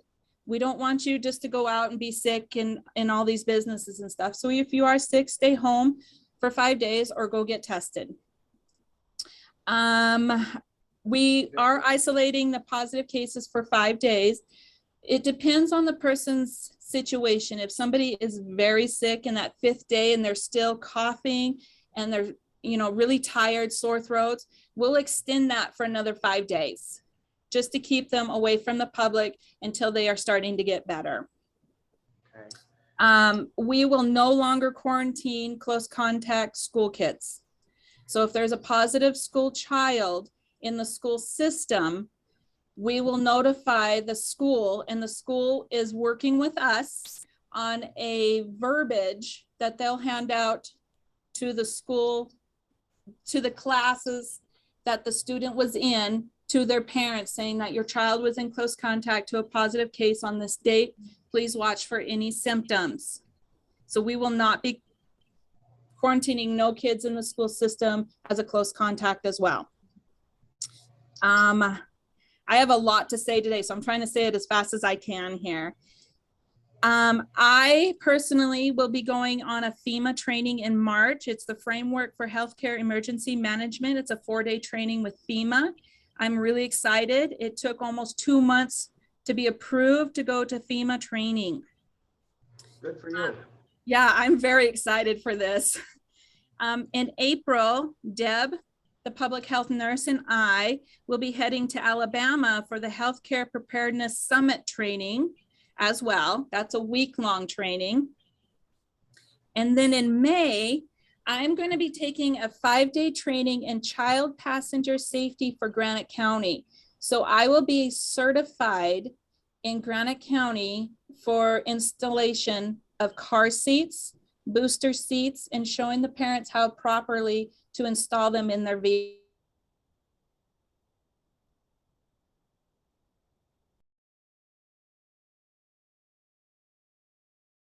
Mothers and stuff, or new families, not just mothers, for that kind of stuff? Yes, so once I'm trained into it, I want to work with Scott and Maria at the hospital to put on clinics as well, so that, because they have a bigger parking lot up at the hospital. Yes, so I'll be working with Maria and Scott on clinics for installation on car seats and boosters. Cool. Yes. At the end of May, so 3 months, 4 months, I'll be full on training everything. At the end of May, I will be hosting a CERT training for Granite County, Deer Lodge County, Plow County, Silverbow County, and Beaverhead to attend. Now, this is a crisis and emergency risk communication training. And I have invited almost everybody in Granite County. I believe Maria will be attending this as well. It is a 2-day training. It's 8 hours both days, and the state is putting it on here in Deer Lodge County. So like I said, I've invited the whole, all them counties to come up for this CERT training. The big news that all of us in the public health are excited for is that we received our at-home free testing for COVID. Granted, we received it at the end of last week. I did start handing them out in Drummond yesterday. We handed out about 12 tests. People just drove up, we handed it to them and they just left. So it was amazing. I do have, I believe it's like 600 tests for Granite County. So Jackie, Deb, and I will be handing them out in Drummond on Mondays. And then on Wednesdays from noon to 2, we'll be at the Phillipsburg Fire Hall there in Peaburg to hand out free COVID at-home tests. And if you can't make it, Jackie did want to say that people can come to the Drummond office on Mondays, Tuesdays, and Thursdays between 8 and 4 to pick them up if they can't make it a certain time. And we will be this is posted on the Facebook and the Granite County website. Once the supply has been depleted, it will be updated saying that there is no more at-home tests until they have been reshipped back to us. And my last thing I do want to let you guys know is that if anybody would like an updated vaccine or your COVID vaccine or anything like that, you can call Jackie at 406-370-5060 and set up an appointment to get your vaccines. Good. Okay. Whoops. I was going to make a comment here. I wanted to put this out to the public that what we're doing is, we're trying to help everybody and you guys are trying to do it. And I don't know how to say this, but if what you people are doing is just trying to help them. And some of the stuff that's coming back and the comments coming back to you guys that are just, giving them advice. I wish they'd have a little bit more courtesy and not be so, when you get told, well, somebody's sick and could you do this? Don't be so negative. I mean, we're just trying to help everybody. And that, you guys are getting this blunt of it and it's coming from up above, we're just passing it on. I don't know how to put it out. That's question. On the home tests, you say you're handing out home tests. Yes, ma'am. Are you handing these home tests for people to test and get back to you? Or are you handing them out for people to keep in case they feel like they need to test? So what we do is when we're handing out these at-home tests, we are talking to the people and explaining to them, only use this test if you're sick and to use it 48 hours after you've been sick. And then if you are positive, we are handing out these sheets that the state had handed to us to each test that we're giving out. And then on this sheet, it tells them where to go to report their test results. So once they reported it, we'll be notified. I seen that stuff there yesterday with that box. Yeah, cool. Yeah, Okay, that was a big box. On the test, why can't we make it a little more easier to get them in Phillipsburg? Because we were going to come in on Thursday, we were going to be here on Wednesday, and so we couldn't pick up the home test. Couldn't we have a courthouse or something? Well, I think that's what Blaine just was. We did get a few of them here, but yeah, if there's some extra for the courthouse, that would be great. We can ask Jim, though, there was a box of them there, and then Jackie, if we touch bases with you guys and if we can get some here, yeah. Is that something? Yeah, Jim? What we can do tomorrow is we can leave an X amount of tests there in our office in the courthouse. So if any of the employees need to grab one, we can just give it to them right then. I understand that the time that we set at this time might be inconvenient, but Jackie and I and Deb are working out to help the community on getting these out. So maybe down the road, we can do a different date. So it's like, instead of 12 to noon, maybe we could do from 5 to 7 one night. I mean, we're trying our hardest to work with the community right now. So if we stop in Thursday, we could pick up a test here. Like I could? Yeah, I could leave a few with Billy, yes. Yeah. That'd be awesome. Maria Statler has a comment. Whoop. I have another comment too. Hey, go ahead, Maria. I didn't see your hand. Hi, I just wanted to share that about 3 weeks ago, I went out and I started in Drummond and I went to every single business and dropped off those rapid test kits that we had received from the state. So I dropped off about 400 and made my way all the way through Phillipsburg. And I believe that's that first round of test kits that you received were from us. So I did order more. I ordered another, I believe 450. So, you know, I will also have those available to pass out in the community. I got a really, really positive response. You know, in general, people were really grateful to receive them. I did only get one extremely hostile, you know, encounter when I tried to offer them to one of the businesses, but one out of all, I think, was really good. Well, thank you. Yeah, That's awesome. That's not right. When you're trying to offer something free, I mean, you just don't just say no thanks. Some people are just, yeah, but no, go ahead, Chuck. Yeah, that's a good idea, because, you know, like I had the sniffles the other day, and I, you know, wondered, you know, if I had the test, I know for sure. And it's a good thing. Anyway, why are we pushing the vaccines when Omicron is not affected by the vaccines? The reason why we want people to be vaccinated is that the ones that are vaccinated, the statistics have shown that they're not as sick as the people that are not vaccinated. So, you know, we still have plenty of vaccines. If people still want to get vaccinated, they can. I'm just offering it out there. I just wanted to bring it up. Okay, Nick, thanks. We got a comment. Blaine, go ahead. I know people will ask me this, the rule on the 5 days and then potentially extending the isolation, if there's symptoms, is that CDC or is that a local rule? It's a local. Okay. All right. I just want to make sure I can explain that to people. And it's that's reasonable. I mean, thank you. We have a comment. Oh, Elena. Thank you.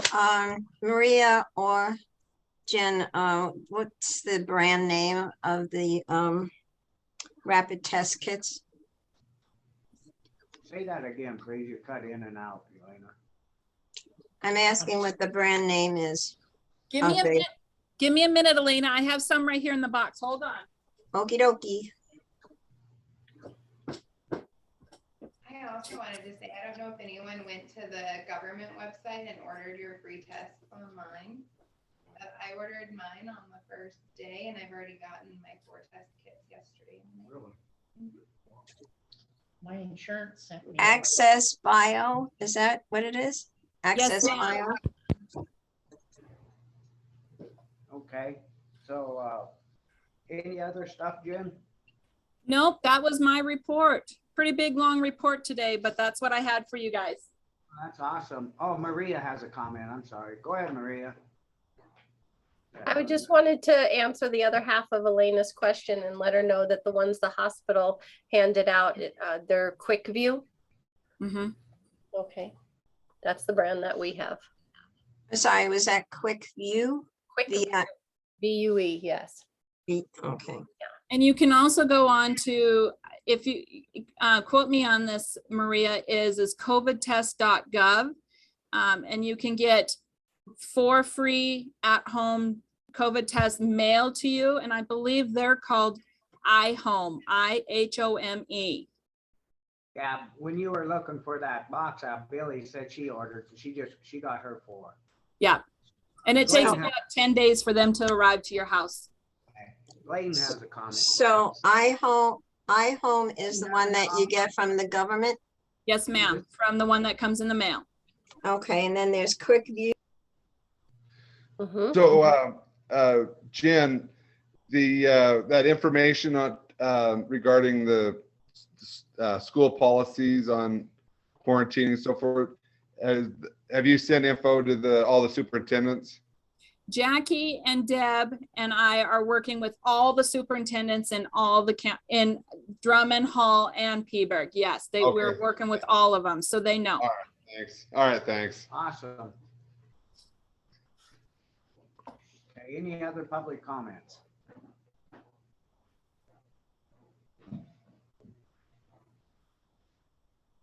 Being none, we'll move on. Thank you all. The humor. Thanks, Jen. Good job. We'll go right into Maria on the CEO Hospital District monthly financial. Go ahead, Maria. Okay. So I sent everything over, so you have it handy for you. And let's see, I'll start with the financial. Currently at the end of January, we had a checking account balance of about 642,000 minus payroll coming out would leave us with about 552,000. We accounted for the usual amount of money in during that time frame of about 342,000 and about 175,000 going out by the end of February. So that would leave us at the end of February with approximately $701,000 cash on hand, which is about 60 days. And keeping in mind that that's a rough estimate, as that's really fluid. And a lot of those monies are COVID related relief, you know, that's in flux, whether it's supplies or equipment that's purchased and yet to be paid for. So that's why the revenue looks so good right now.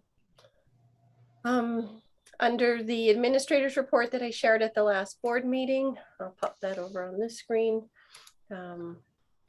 I'll be attending the American Hospital Association's Rural Healthcare Leadership in Phoenix next week. And this brings together different rural health leaders from across the country, and they kind of share strategies and resources for accelerating the shift to a more integrated and sustainable rural health system. So hopefully I'll be able to bring back some really valuable insights when I go there. A big topic of conversation at the board meeting last week was the Supreme Court's decision to mandate vaccinations for healthcare workers. They changed their compliance dates.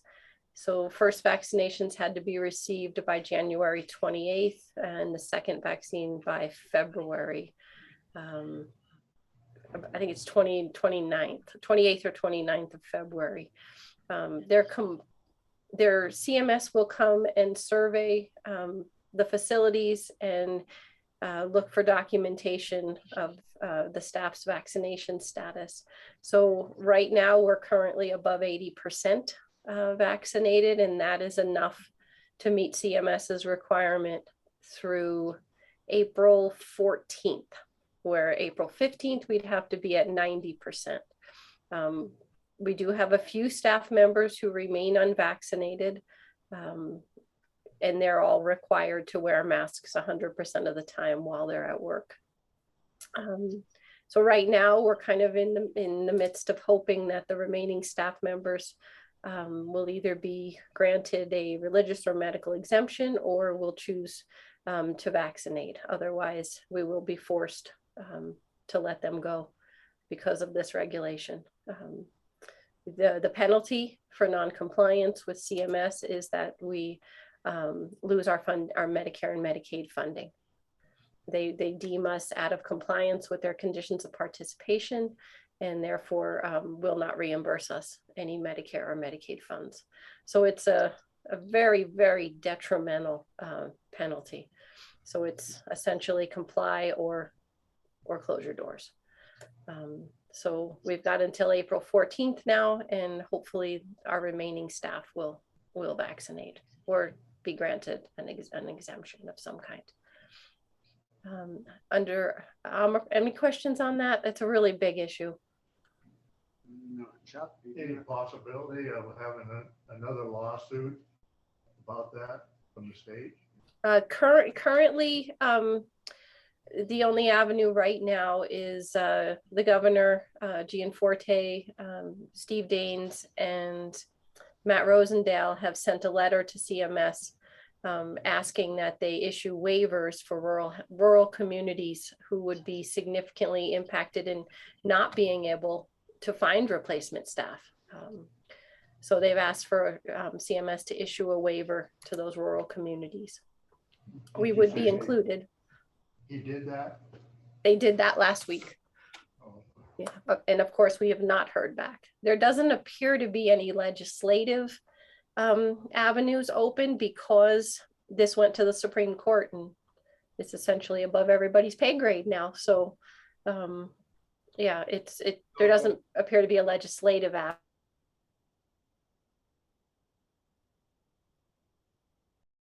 I mean, I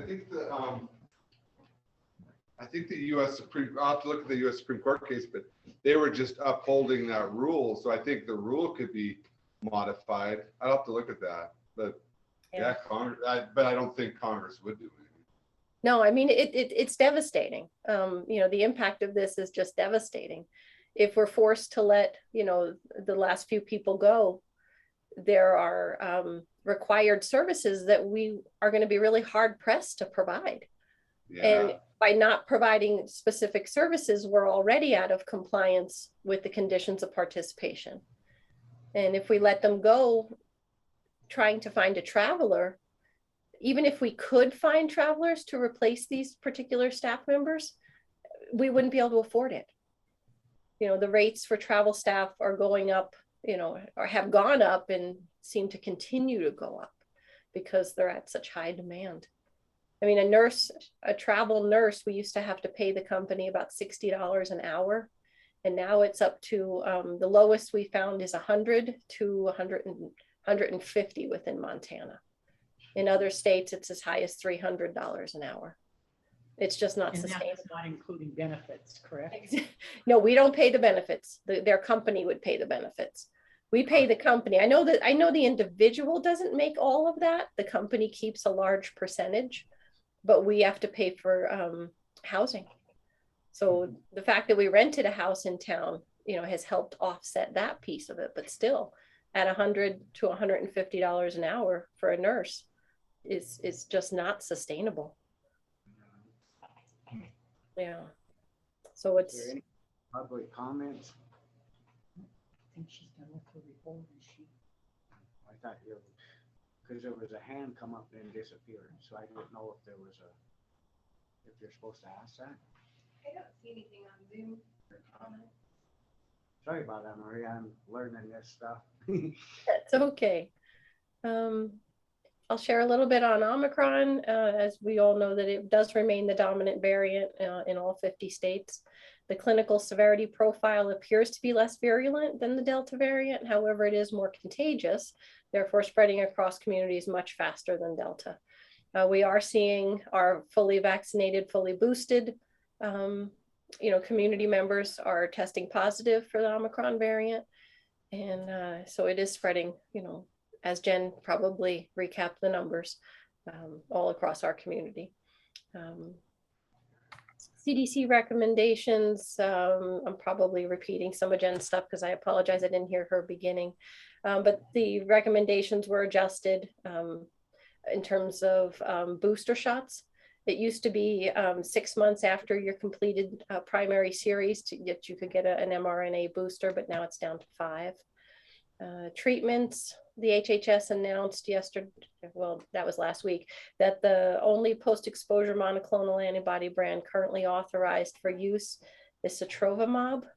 And we have 6 doses on hand. Supplies are extremely limited. And the Regeneron that we have had in stock is now put on hold as it's shown not to be effective against Omicron.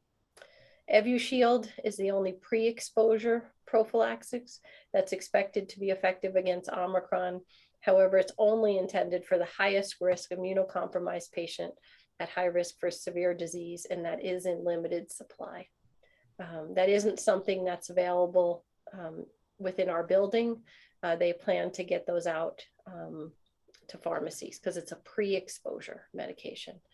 Then Malnupiravir and Paxlovid are the newly authorized oral antivirals that have shown to be effective against COVID. And DPHHS is working with the federal retail pharmacy programs to distribute these across the states. And they'll be available by prescription only. Okay. Thank you. Okay. Anybody have Any questions about COVID? my last check, our vaccination rate was at 39% of our eligible population, with 54% of Montanans being vaccinated, and that's up by 1% over last month. Righty, well, being that, You want me to go into the financials last?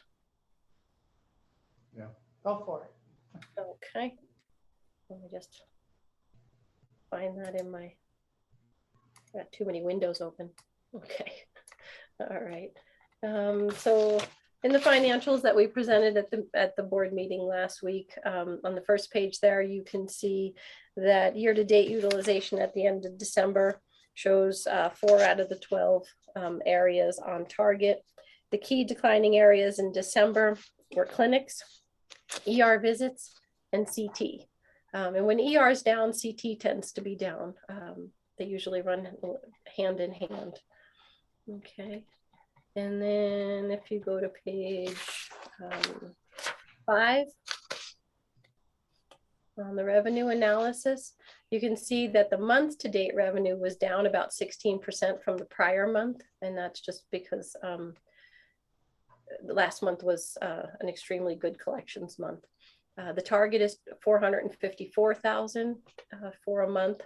And our year-to-date, we are 10% above target. However, you can see that as we go into January, February, March, and April, those are our lowest revenue months, and it usually has to do with contractual adjustments and the fact that people are entering a new deductible cycle. So people don't consume as much healthcare in the beginning of the year when they have a high deductible on their insurance. So that 10% above target that we have in overall year-to-date revenue should balance out by the end of that term. And under profitability, you can see here that traveler costs are pretty high. We're at above $85,000 in the top expense accounts. So on the next page, you can see traveler costs this year versus last year. And they've been up just an exorbitant amount over the past year.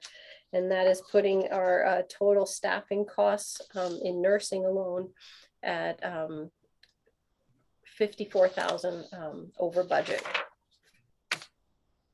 And then on the profit loss on page 9 versus budget and prior year month to date, you can see that December revenue was really good. It's about 10% over budget. And the expenses for December overall were 15% over budget, but year to date, only 8.5% over budget. That was one of the highest months for traveler costs in December.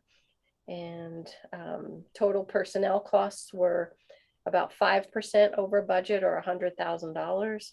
Supply costs are 37% over budget. And our advertising costs are actually 90% over budget, or 30,000, but that will be covered by the COVID vaccine confidence grant.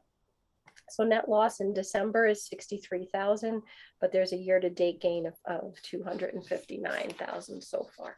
But like I said, that'll balance out with the low collection months in the beginning of this year. Okay. Any questions on any of that? I don't. Anybody else? No. No. So I have a question not pertaining to your financial report. It is, what is it that you pay in rent for your traveling nurses for the house you're renting a month? We rent the house for $1,700 a month. It's a 3-bedroom. Yeah. Okay. So one question: when you did borrow the money from the bank and the Kissel house was used as the mortgage, and I think what was it? They were thinking about tearing it down, and then they found out that they couldn't tear it down.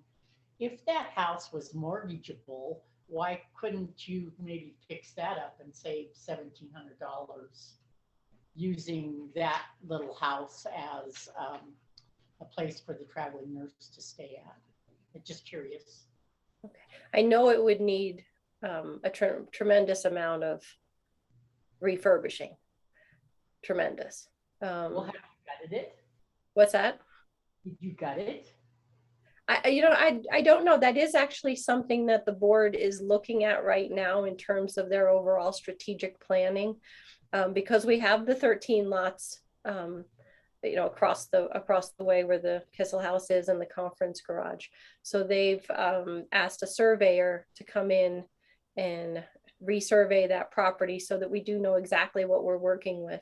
And then we are working with Scott Cromwell from Slate Architecture.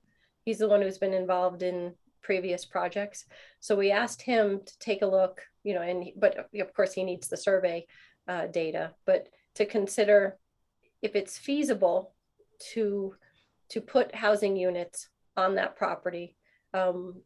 Ultimately, what to do with the Kissel House.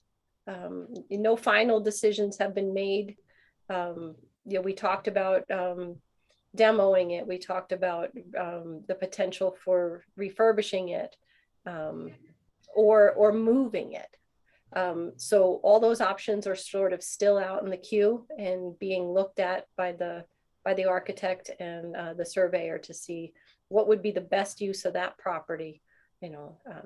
Definitely housing is the top priority in terms of what to do on that property, but how to best do it so that it meets the most need. So no decisions have been made. It's sort of something that we're exploring. Thank you. Anybody else or anything? Good job, Maria. Thank you. I don't see no other questions. Well, thank you very much. Have a great day. You too. Appreciate it. Bye. Yep, we're gonna adjourn for lunch. See you at 1. Thanks, everybody.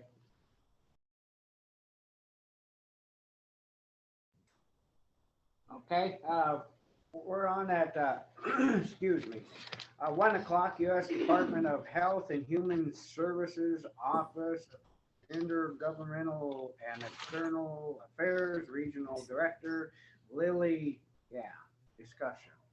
I don't know how to say it. I'm sorry.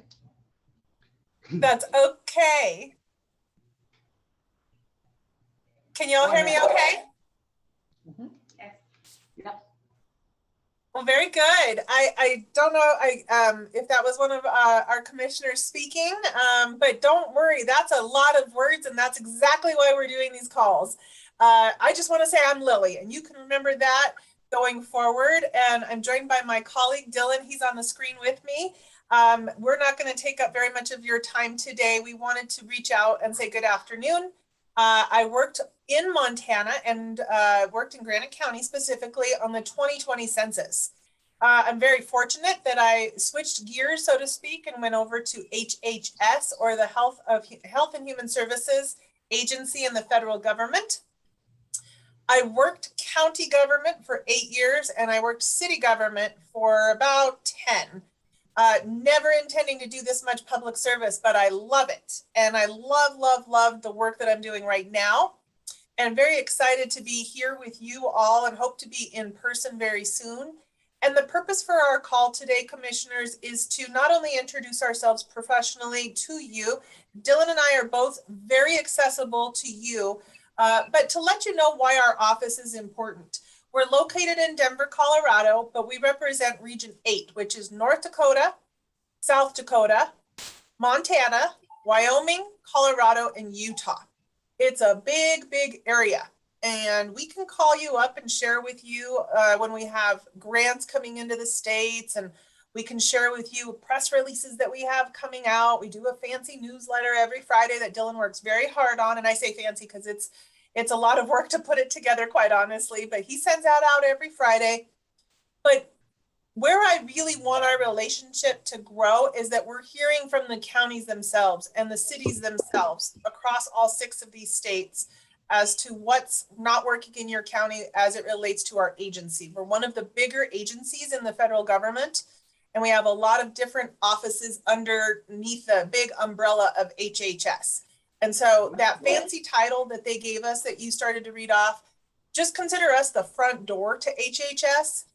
And if people come to you at Granite County and say, I have concerns about fill in the blank. Is it something related to women and children? Is it something related to WIC? Is it something related to they're going to execute a grant that they got from another agency called HRSA? That's a fancy acronym that we have here. Is it related to aging in place? Is it a nursing home issue? Is it COVID? Is it childhood vaccines? Education related?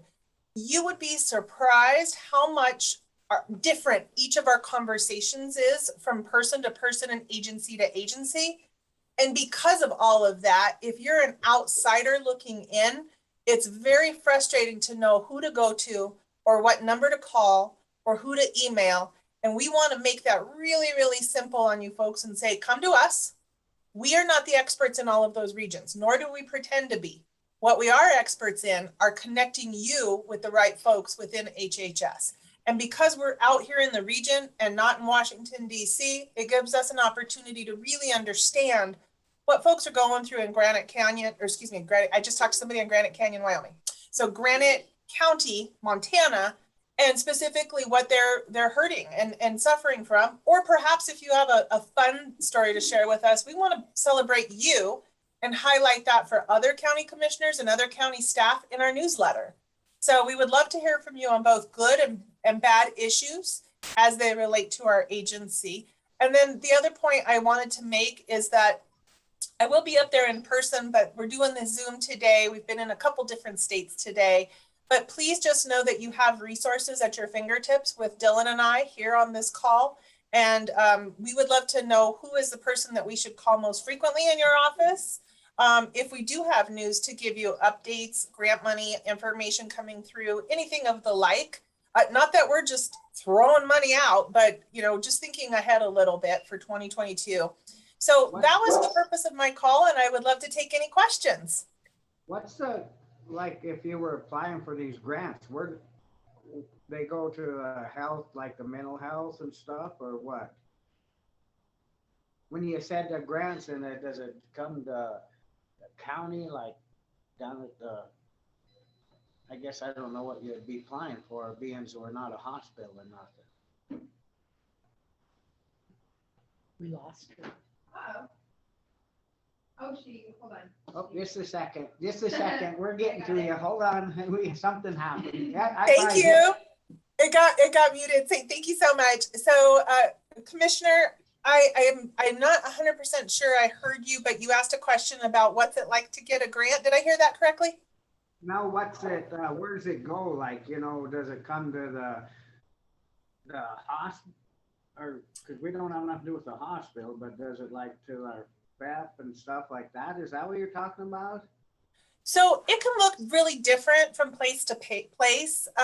Frequently, let me give you just a general answer so that I'm not tied to a specific answer. Generally speaking, when the federal government issues, and let me stop myself, I'm going to interrupt myself. Why I think this is so much fun, and I know that sounds crazy when you're talking about government work, but we worked so hard and you all helped us on our census count in Montana. And we really talked about that census, why every person mattered to get counted in the census, because it relates to the dollars that you're going to get through the next decade. And so back to your answer, your question, when a grant is released from the federal government, oftentimes you have to be really connected to the agencies. I mentioned HRSA. And Dylan will drop in the chat who HRSA is, because that's just one of our 13 agencies. But they send out press releases all the time and information about grants that you can apply for. So those applicant pools can look very different from grant to grant. But oftentimes the federal government releases them to the state. So they go to their governor, and then your governor releases them out to folks. But sometimes there are grants that can go directly to hospitals. Sometimes they can go to county governments. Sometimes they can go to other government agencies. So there are different pathways to getting them. And I would be happy to follow up with one of your staff on some of these more detailed questions. Okay. Does anybody else have questions? I think I see somebody. So like we have the administrator from the hospital there, we have our county health. Jennifer Graham, Dell, and Do they have any questions for you? oh, Maria has a comment. Go ahead, Maria. Hi, and thank you. Thank you for taking this call with all of us and giving us all this information. It's really helpful. I would, can the chat be disabled so I can provide my contact information so that they can send us information as grants become available, and then they can keep us informed? Thank you. Thank you. But I don't have a specific question right at this moment, but thank you. Okay. Well, fantastic. Is there, commissioners, a staff member you would like us to follow up with and have a conversation a little bit more detailed? I really just want to say thank you. I'm just really respectful of your time, and I just am very grateful for everyone's time. But we would, I mean, I don't know if I have 5 minutes or if my time's up. If I have 5 minutes, I'd love to hear from any of your other administrators or staff members. Perhaps they can just say hello, but if that's not okay, I totally respect that. No, we got, I want to ask her before I just say, yeah, you can get a hold of her, because I, you know, would it be something like for Billy? Yeah. It would come through the commissioners through Billy, or to the commissioners, and Billy would open. Okay. And I. Well, very good. Information. You have her contact, she said. We have the contact. Fantastic. Thank you, Maria. I see yours, and Dylan's going to grab that for us. Fantastic. The other thing I was going to say is that Dylan and I will send an email probably at the end of the week. I hope you don't mind. We're super busy this week, but we'll follow up on Friday. Just following up with contact information and some of the things I shared here today. One of the things that we've been looking at, and I did say, and I'm really excited about my work, but there's some really serious things that we're handling as well. We've unfortunately seen that our region 8, the states I just mentioned to you, sadly are really statistically high in comparison to the rest of the nation on suicide. And teen suicide is a subject matter that a lot of folks are dealing with.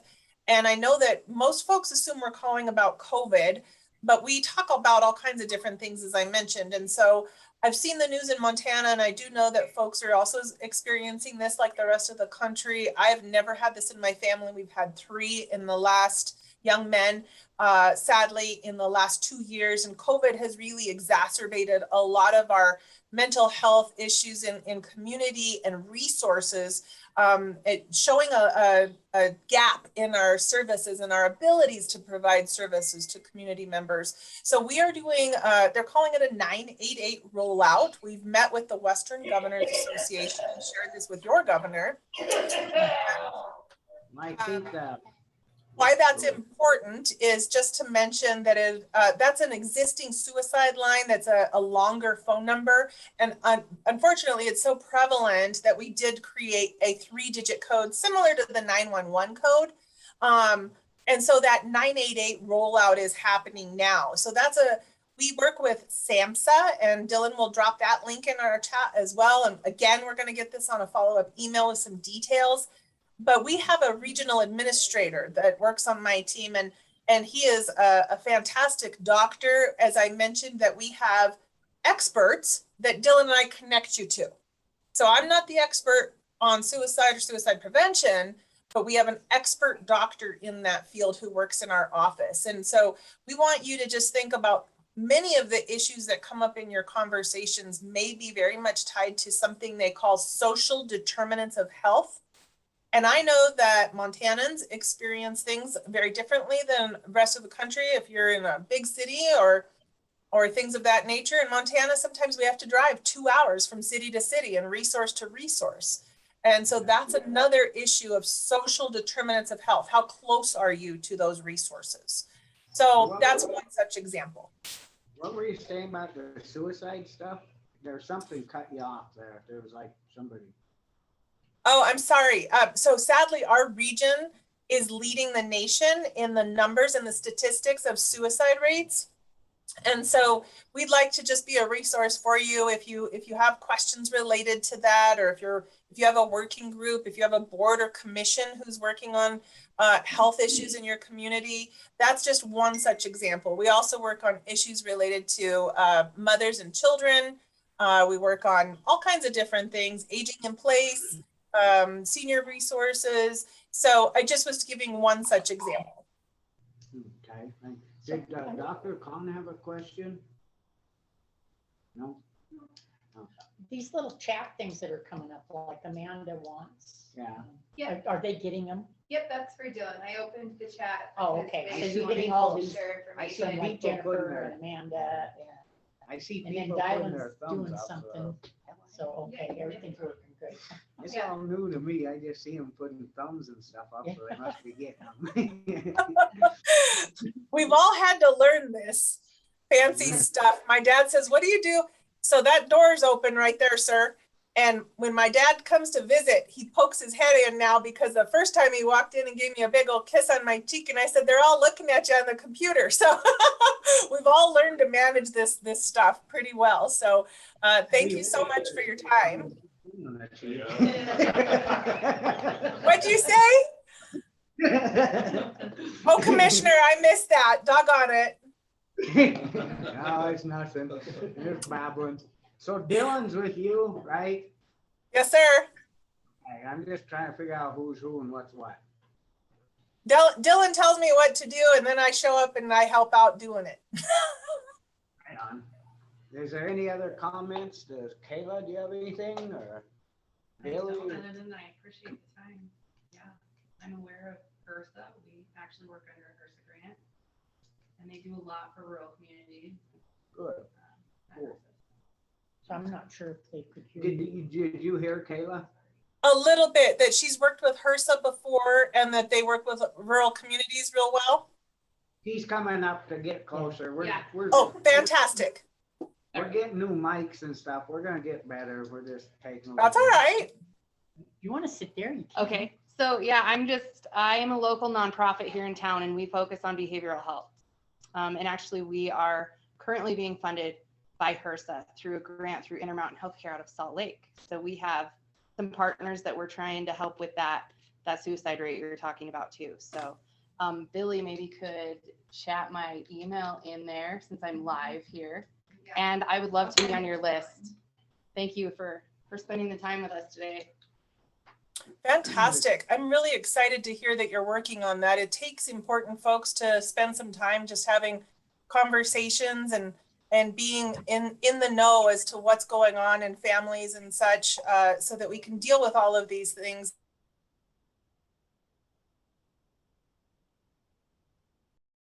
Of why I do this work. I never intended to stay in public service this long. I wanted to be a history professor, but I just find that when you have people that really just take time to spend time having a conversation with folks, we learn a lot, which can turn into ideas about legislation and policy, which also equates to dollars coming back into the community. And I find this work to be very important. And so I can't emphasize enough that I want y'all to just stay in touch with us, call us, put us to work. That's what we're here for. And never hesitate to send any of your constituents our way as well. And we'll get in partnership with you and your agencies, your respective agencies will do a really good job of making sure that folks in Granite County are served to the best of our ability. Well, thank you. There's Jennifer Graham. Do you have anything? I thought something popped up from you. Maybe that was. Oh, just a second.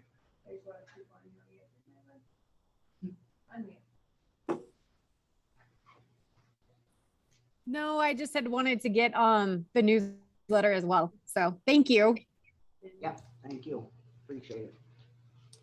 Well, thank you folks very much. Commissioners, any other comments or questions? I certainly don't mean to rush off. I don't have none. We'll look into this and see what goes on. And I appreciate your time and thanks for the call in. And Thank you so much. We really appreciate everyone. Have a good afternoon and take good care. You too. Thank you very much. Have a Bye good now. day. You too. Bye.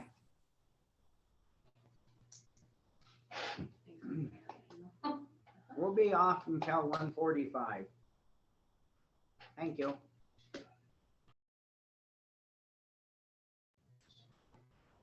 Okay, it's 1:45 or 1:44. We're gonna go ahead with the obstructions across Browns Gulch Access Road. And we do not want to get into a big argument like last week. If it does, we're shutting it right off. I'm not gonna go through that again.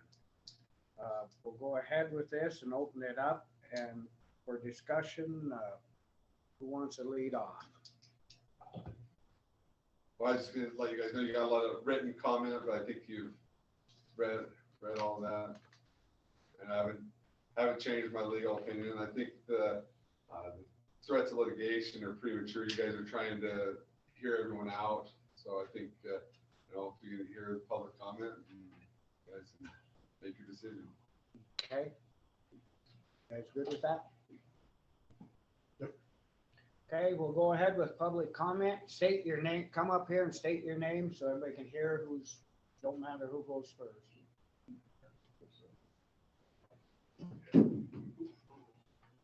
But keep it civil though. You know I will, Scott. Okay. How you doing? I'm Thor Sicklin, and I'm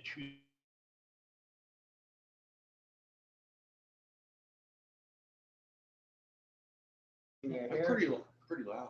Oh, okay. Anyway, around 2010, a complaint was come to the commissioner back then about the same exact issue. And we went ahead and put all the stuff together, kind of the same stuff you're looking at.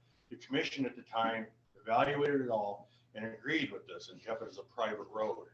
And now here we are 12 years later, everybody's brand new, and I get it, different people, different county attorney, but it's still the exact same evidence they looked at. It ain't like there's a miracle map or anything new that I know came out. So of course I'm just here. I guess one of the questions I would really like to know is looking at the pendulum on this, and that's what I was gonna ask you, Blaine. I mean, we have 3 commissioners here now. Kind of sounded like the other day it was maybe a 2-to-1, not as good. But what would happen if the commissioners did agree that it's a private road? Could they just say that right now and we move on, or would that just open more warrants?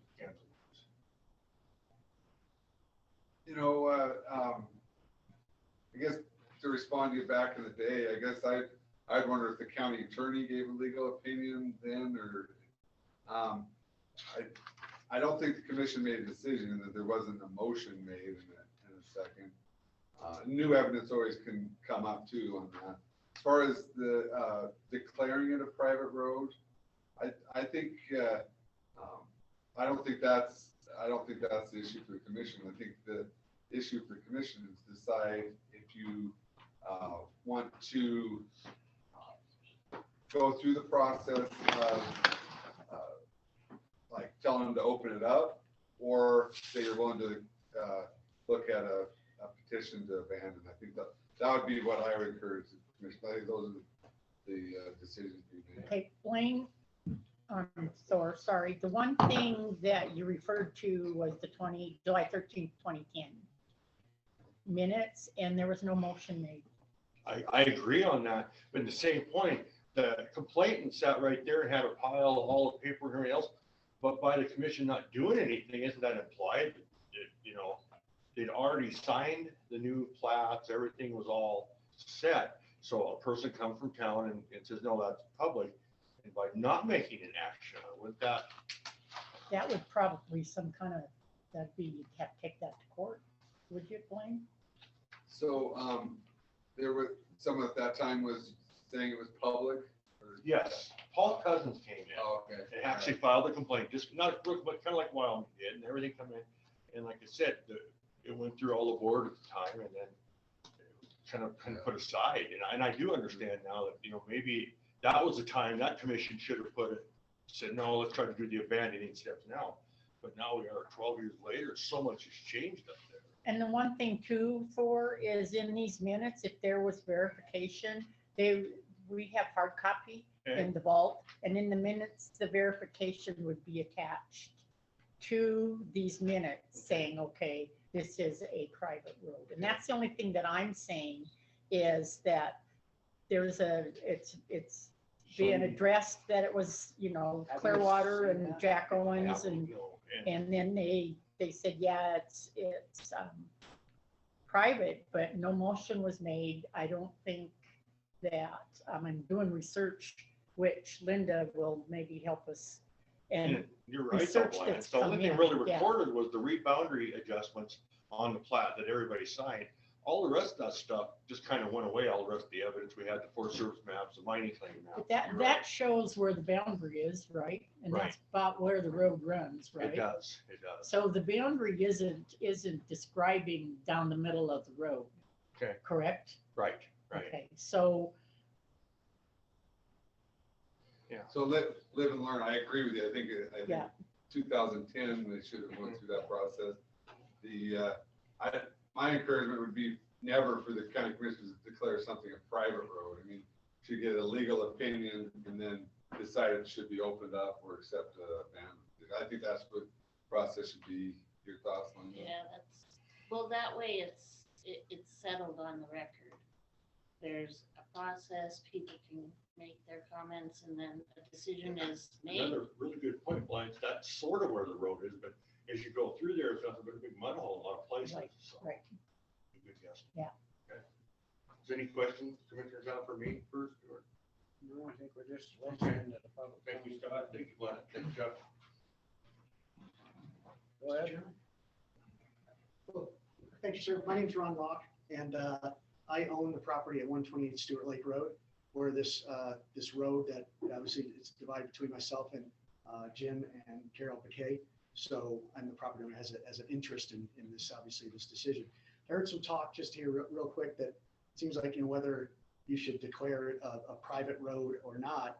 I would offer that you'd have to declare a public road first, and nowhere in the record have I found that this is a public road, other than when you look. Now, I see, and this is what I think, we're talking about, we're going back to that July decision in 2010. Obviously, none of you are on the board, but yet you still speak for the Board of County Commissioners. Right. And I think really what happened, in your January 4th meeting, I think what happened really, to be honest with you, I think you got poor legal advice from the county attorney.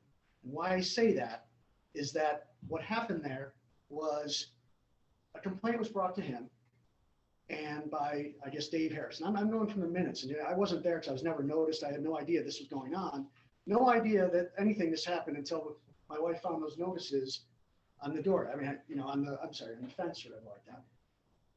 That was the first, and then I was like, what? Let me go back and look in the minutes. This had to be decided by, so that's why I found the January 4th there. So then I was like, how does this happen? So, and then I understand looking through the minutes that Mr. Harris brought this 1913 mineral plat map. And it's not really clear. It says Wagon Road up there. And I know, and you might think, well, that's the way they did it back in the 1900s. Well, you look at evidence, and I'm sorry, your name's Linda, correct? I know my name. Nice to meet you. My name's Ron. But the county planner. I'm sorry? She's a county. Yeah, I just looking through the minutes like that. That's what I figured. But my neighbor, Jim McKay, had talked to her prior to him in doing any improvements on that road. She found nothing in there. I would submit to you this 1913 plat map. Just when you say a map, I mean, I'm sure there's, you look on maps, Bradshaw Lane is on a map right now. Is that a public road? I'm not going to get into a debate with you right No, now. I don't want to either, sir. I understand. You're starting to bash. I'm making an example. All right, but don't use my name anymore. Let's not be going. No, I won't. Yes, sir. I agree that. Listen, let me finish. Okay, sir. We're staying focused. Yes. We're done. Okay. I'm not going through this again. No, I don't want to go through this. I just want to point out, I think so. I think what that decision, that January 4th decision, that ill-advised decision, I understand that it really was, it puts the county in legal jeopardy, as well as this board, the integrity of the board. Because I would submit to you, and I know you're saying that there wasn't a motion, but does there need to be? In 2010, there wasn't a motion. Yes, that's what I mean. There wasn't a motion in 2010. I'm sorry. There wasn't a motion in 2010, but it said in there, the feeling of the board, it was private. There's also, I don't see any, and I think my wife pointed out last week, there's a significant process to go through to declare a public road. And this county attorney had just said, well, it's public because the public has used it, and there's lines on a map from 1913. It must be public. But, well, then the heck with Title VII of Montana Code. I mean, there's a process that needs to go through. Just because somebody says it's a public road does not make it a public road. So not only now, I would offer to anybody listening here, any adverse decision by this board, that they come before this board, bring it up again because you'll change your mind or whatever like that. And then you open up a whole can of worms. So the integrity of this board is compromised by that decision. And then you look at, you've also put potentially in legal jeopardy, you've put Stewart Title Company, Hans Borenson, excuse me, this thing, Hans Borenson certified this thing. You look on here, it says private road. It's a public road here, right there, private road. So you're putting into question the integrity of Hans Borenson. I don't know Hans Borenson. I would say, I have no reason to disbelieve him, but he says that. You look at now, did he just make that up? I mean, where did that come from? I don't know, and then he says Stewart Lake Road says public road easement, and all these other things. So you have that. Then you have Stewart Title who relies upon that. We have homeowners that rely upon this. You have your own county planner looks in there and can't find anything of a petition. There's some petition you looked in some and it showed that back in the late 1800s or early 1900s, there was a process and they knew that process. It wasn't like, well, I know some part of my daughter think they were written on stone tablets back then, but there is a process to create a road. And I submit to you, there's no record anywhere in the county other than a map that shows wagon roads, that's what they label them, wagon roads. And there's no petition, no record that it was ever determined to be a county road. And where did Hans Borenson get? Yeah, where did he? He just make that Where up. did he get it? So you that want it was a to private road? yeah, so there has to be somewhere in there. I mean, did he just? Okay, look, we're not gonna get into Okay, no, I'm gonna keep control of this. I ain't kidding you.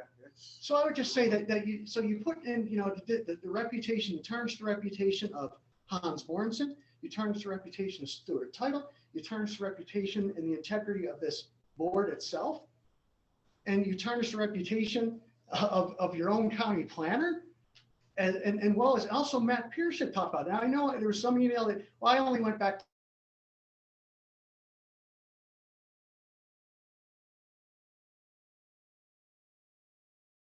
roads and addresses around here more than any of us in this room. I mean, We know that. and he relies upon certain things. Yeah, I mean, he does emergency services, so people's lives are in at stake when he plots out a road or an access and everything else. He told Mr. McKay that it's a private road. So we have all this, and what else was Mr. McKay supposed to do? And that's what I just said. It was all these things based upon, and I understand you got legal advice from the county attorney that it was, and I said it in the January 4th minutes, it was his opinion, and I'm sure you acted upon that opinion. I understand that. It said it was his opinion that it's a county road, and then he was a little bit waffling and said, well, if it's not a county road, it's a county road. It's definitely a county road by prescription, or it's a public road by prescription. Well, that can't be. He can't assess that. You keep repeating yourself over and over. Can we keep it a little more simple? I mean, you keep saying the same thing. Well, I know. Over. I was going back to what On our integrity and decision. on Yeah, right. attorneys. So anyway, I'll end there. But Okay. one point though that I'd like to make, that, and through all this, if a meteorite came down today, landed right on the middle of that road and blasted that to smithereens, made a 200-foot crater, you know how many people that would affect in this county? 2. And that's Jim and Carol McKay. Okay? Wouldn't even affect me all that much. I could still get to my property. He couldn't get to his property, but Dave Harris can still go recreate. He can get into town. Linda Graham can go get her Christmas tree. Anybody in this community can still get to Stewart Lake, can get down to town, can get anywhere they want to go. But it's just the fact of, so what it is, it's just, how dare you? That's their argument. How dare you close off this road that we've used for 50 years? The nerve of you people. And I can't help but think, if the decision was opposite, Dave Harris came in here on January 4th and wanted that road to be private, that we'd even be here today. No. Thank you very much. Thank you very much. You're done. Thank you very much. You are done. I know, thank you very much. So what was the new evidence that it's a county road? Well, there's the 1915 Granite County map that shows the road. Can we have Linda discuss the information? So I haven't found the petition yet for Browns Gulch, and I've looked through everything in the county at this point. I'm assuming it's going to be over in Deer Lodge County at this point, so I would need to backtrack and go over there and try to find Browns Gulch. I've seen notations in minutes where they note that it's, that Wyman is hooking to Browns Gulch. So obviously it's there, it's connecting. It's just, I haven't found the petition. I don't know that. I think the real question is, and as you guys know, when we find petitions, they just aren't clear. They aren't super clear and say, this is the route it's exactly traveling down. And so we're left to decide, well, which route is it? And in this case, there's two routes. There's the route that goes up through those mining claims, and there's the route that goes along the bottom.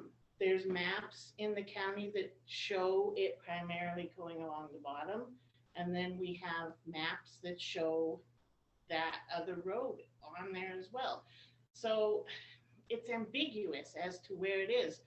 We usually say that the road lies within the area that's traveled. That's where we are, what we usually say, which would lead you to lean more towards the south route around the bottom there. I cannot find that document, and it's probably not going to clear it all up. It's probably going to just say Browns Gulch goes from this point to this point past some landmarks, and that's all it's going to really say. I don't want this to go no further, but I mean, do we take and have you look over the lines and put it on for next week? Make sure that we have all the facts? That'd be good. That 1915 map is strong evidence. I'm just saying, because she hasn't had time to do it, I just don't know if we should. Did you see the 1915 map? Yeah. Oh, I think. Oh, yeah, absolutely. And I saw that it basically outlines, it says Wagon Road. Wagon Road, as best I can look at it. Oh, she means this map, this one, which is the county road map from 1915. No, This not little that. old. Oh, no, I haven't seen that. I'm sorry. Do I look at it? Well, it shows it as being a public road. Do you want to? How is it stated as a public road? It just shows it on our road maps. There's there is interpretation with all of this. That's right. Clearly the part of the issue. Go ahead, Brian. I should have brought my glasses. I'm sorry. No. Filtered, where are we? I think Billy has a copy of it. That would be pretty hard. Is that the one that I- Is that the big copy right there? Tanya? No, Here it is. No, that's upside down now. Well, it's backwards. It's Oh, okay. mirrored. It's mirrored. The best Okay. way to look at it, is to, but Okay, so that was the county road this is map, the county right? road Correct. map. And so this is right to here. Yeah. And the dotted lines, So the dotted lines are the county roads, and here's the little intersection. Okay. And it's, it's Right. such a clear And- little triangular Right, and that's intersection. the thing, and that's probably my point in the fact that we look at that and we don't have clear and convincing evidence, absolutely. right? That it is, and then so then you go to so you look at it, and I'm just trying to go from a reasonable person aspect, and you look at what is really the public's necessity to have that really. When you look at it, it's not like we're cutting off anybody's access. Some people might think it's a shortcut. Some people, it's actually a long cut, I guess you would say, for not knowing anything else. But and there really is, like you said, there's a significant process to go through.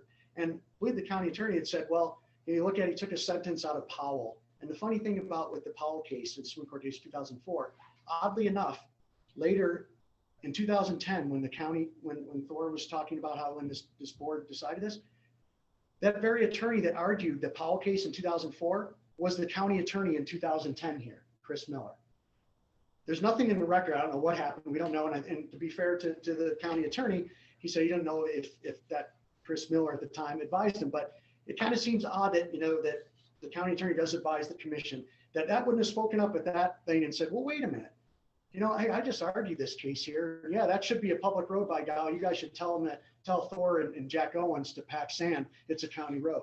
That never happened. So it just seems, when you think about this and you put the totality of the circumstances in here, you kind of look at it and you go, gee, and you look at, like I said, I mean, what are we supposed to as homeowners or property owners when you look at a plat map that we purchased on, Stewart Title verifies that, there's nothing else, the county planner says this, and then now all of a sudden we get the rug pulled out from under us.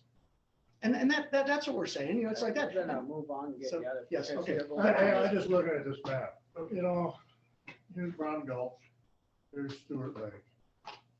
That looks like a cutoff to me. That looks like people just went through there for a shortcut to me. Maybe they did make it, some people thought it was a road, or after they made those wagon wheel tracks through there. But look at this angle down here, it goes down to Phillipsburg. So if somebody was coming down here and they live down here, or they're doing something down here, they just cut through there instead of going all the way down here and coming back. So that. But on all the older maps, it's called an access road. It doesn't stipulate it as. Or a wagon trail. Wagon. So It says access. I mean, it just makes sense. If you're coming down here and you want to go over here, you're going to cut through here. What I'm saying is not an official road. This is an official road. But mind you. So but the case law says it doesn't have to be official, right? It was used by the public generally during that. He said, I'm taking that out of context of the Plow County. So it says all highways laid out or erected by the public or now traveled or used by the public. That was in 1895, and that law went until 1959, I believe. So I'm not taking something out of context from this case law. It's created by statute, not. Excuse me, sir. I didn't want to debate the law, but he brought that up, so I just reflected that real quick. He said he didn't want to debate the law. I'm just quoting the law. Well, there's also a newer case, 2021, that almost on point, that addresses Powell, and it's actually Robin's case. So if you look at that, it actually references the Powell, a 2021 case where the point's almost, it is a two-track road, everything else, and said, and I'm telling you, it supports our position. I want to get into legal, all that other stuff. That's not We're not going to. Go ahead, Leo, come. Leo. Sorry about that.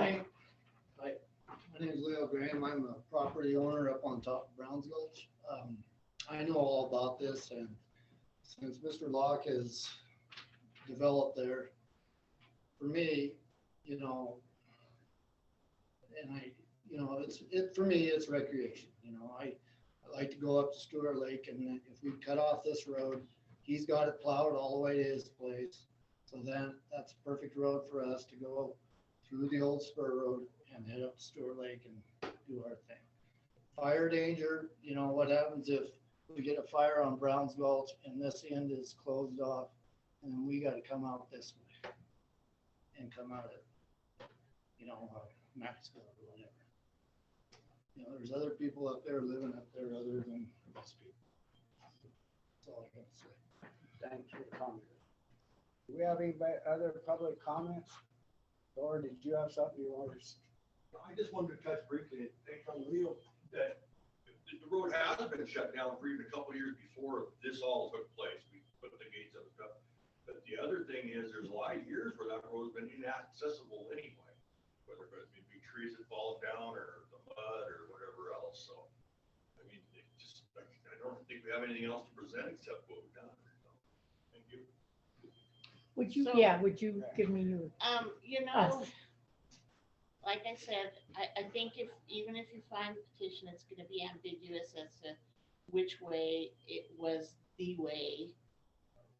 So I think at this point, the commission's going to have to make a decision. I personally,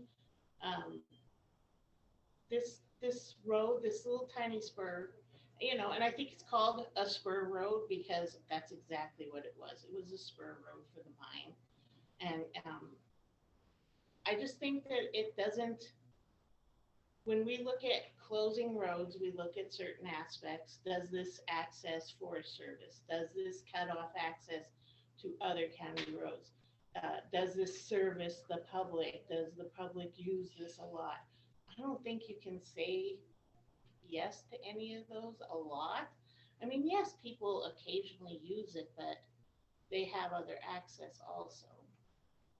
Down Browns Gulch. But you think that potentially should look at a petition to Yeah, abandon? I personally think you should look at doing a petition of abandonment if that's the way you're leaning, and abandon the spur.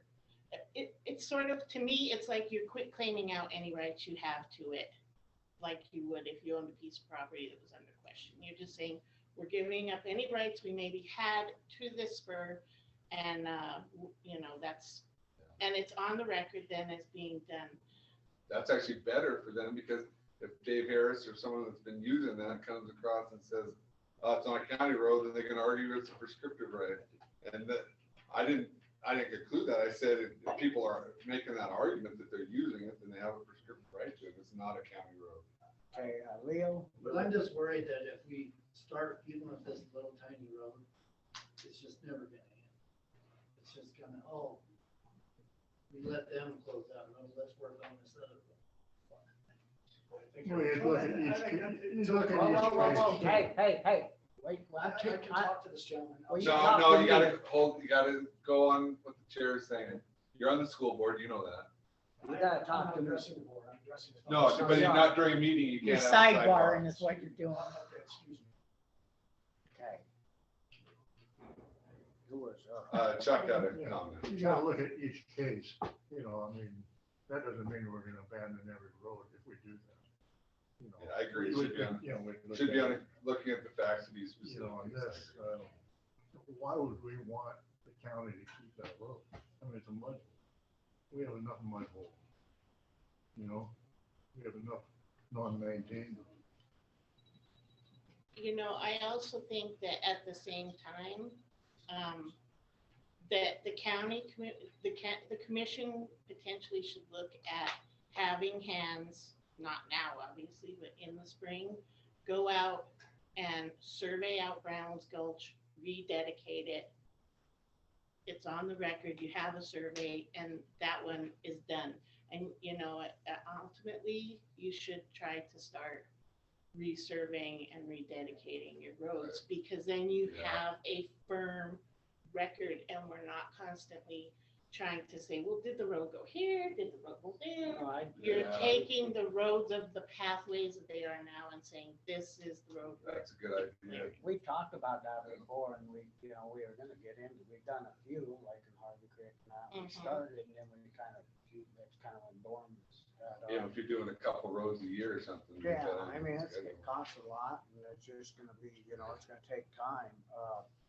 There was somebody on here I thought waved. Maybe I missed. Are we good, Billy? Just a second, so just a second. I'm trying to trying to do this and that. I don't have any hands up. Okay, go ahead, Thor. Well, just a couple of things on that, but the biggest thing I worry about is watching this in the past, better come up, Thor Zicklin again, is any time if you guys would start saying, well, we're thinking it is a county road now, we're gonna abandon it, you're gonna get all these groups in here that are gonna, the minute they hear that, the Anaconda Sportsman's gonna be here, the Sierra Club and everybody fighting to get that rolling. So now, all of a sudden, I'm just gonna kind of forewarn you a little bit, or anything else, that was the route you took. I mean, it's gonna be controversial at that point too, even worse. Well, I think we realize But that. it's a legal route, isn't it? I mean. You mean they come in asking for roads? Why are you abandoning this? And no, we need that. So now all of a sudden we're gonna create our own. So we're not gonna abandon it. Don't we have to do a petition? Well, the public has to. The public has to, it's not the commission You that's guys, gonna make the you decision. guys have a public hearing, make the final decision. Yeah. But at Because that point, you gotta look at it too, you gotta look at this, this is a road map right, from 1915, an official road map. right. What did the commissioners in 2010? Maybe they all. But the thing that can go against that 2010 decision was there was no motion. There was no backing, there was the paperwork, we don't have any paperwork. I agree with that. I think they should have gone through the petition. Yeah. I'm Yeah. totally with you. And you have to have a paper trail, and you understand But here that. we are 12 years And later. doing this research, yes, indeed, there is this is an official roadmap. So I see your point too. I do. I see the recreational person. I do. And I think the only way that we can do this is if, who would petition, with the homeowner petition to That could close be it? Any 10 landowners in the county. This year, I could see the homeowner or the snowmobile club can do public comment, but I don't think that's gonna have as much credibility as what the local landowners and local people are. So they have to start it, the landowners have to start this Yeah. petition? Well, or a landowner in Granite County. So are we still on, like, to table it for one more week to make sure that have Linda some case or something there that we don't? Yeah. I mean, I think, don't you agree? Well, all we're trying to do is the paper trail. So when I first looked at this, I said, sure, it's a private road. And then I look at the people that go across it all the time, understanding that it's a private road. They've just been going across it for years. And then you come across with an official road map, and it's official. It truly is. That says it was a public road.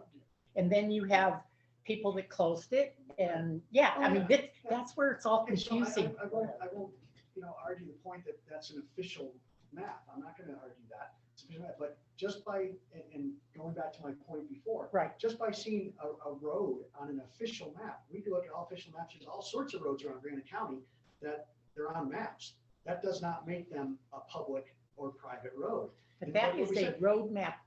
No, I understand that, man. I Okay. completely understand. That's a road, but I'm not saying that just by that being on a map, that in and of itself does not determine that is now a public road. There's a significant process to go Right. through that. Like Linda was saying, excuse me, I didn't know your last name, I apologize. That's okay. But You can but call her said, Linda. there is a process that we, that. Yeah, we all agree Yeah, with and you. we all agree. So when you talk about abandonment, if that's the route that this commission chooses to go, I would offer that you need to go through the process of making it a public road first, then go through that proper process. There's nothing, I think you said you wanted to look into that. You said it was kind of murky whether, in fact, it is even a public road. So how can you abandon something you don't really own? So you have to establish, first of all, on the right, either by a court of law or somebody, that it is a public road. It is established. Well, that's what you're, okay, I guess that's what we. This was on record. We'll have to agree to disagree. Yeah, well, So that's agree to disagree because this case law said it could be created by statute. So that's the point we're disagreeing on. Right. And it's not personal, it's just No, a legal. absolutely legal- not. No, I wanna it's make personal, sure. but in some sense, you have to understand. Yeah, it is kind of personal because you're back there clearing now. Yeah. So, No, you look at me, I look back. Hey. So you're back there No, clearing. he's talking to me, That's sir. He's okay. talking to me. It's not personal, it's He's just talking just to me. giving a legal. All I want Okay, to we're say is, arguing. it becomes a little bit personal when you think, because, as I said, nobody else in this county is affected by this personally, except my neighbor, the Backays, and the Locks. That's where it does. So when you see a notice, I think my wife had said, if you see a notice on your property that, hey, get your stuff off of here, or we're gonna come clear it off, hey, you kind of take a little back. And that's the first notice I have ever heard officially from this county that was going to happen. So Are you you saying that's understand your what I'm It was on saying. record. We had a meeting before. Did anybody send me a notice?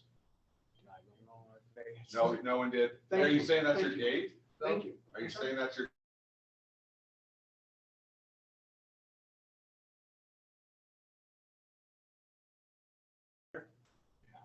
No, well, I guess I didn't put it up, but what I'm saying is that it's on my property. I'm asserting. Oh, okay. Okay, all right. Is there any other public comment? I think That's it. we have Thank you. one on Zoom from the Backays. Oh, okay. See, I didn't see him. Well, she didn't, it's not like the regular Zoom hand. She just waved her hand. Do you have a comment? I sent them an unmute request, so. They're we'll not. see.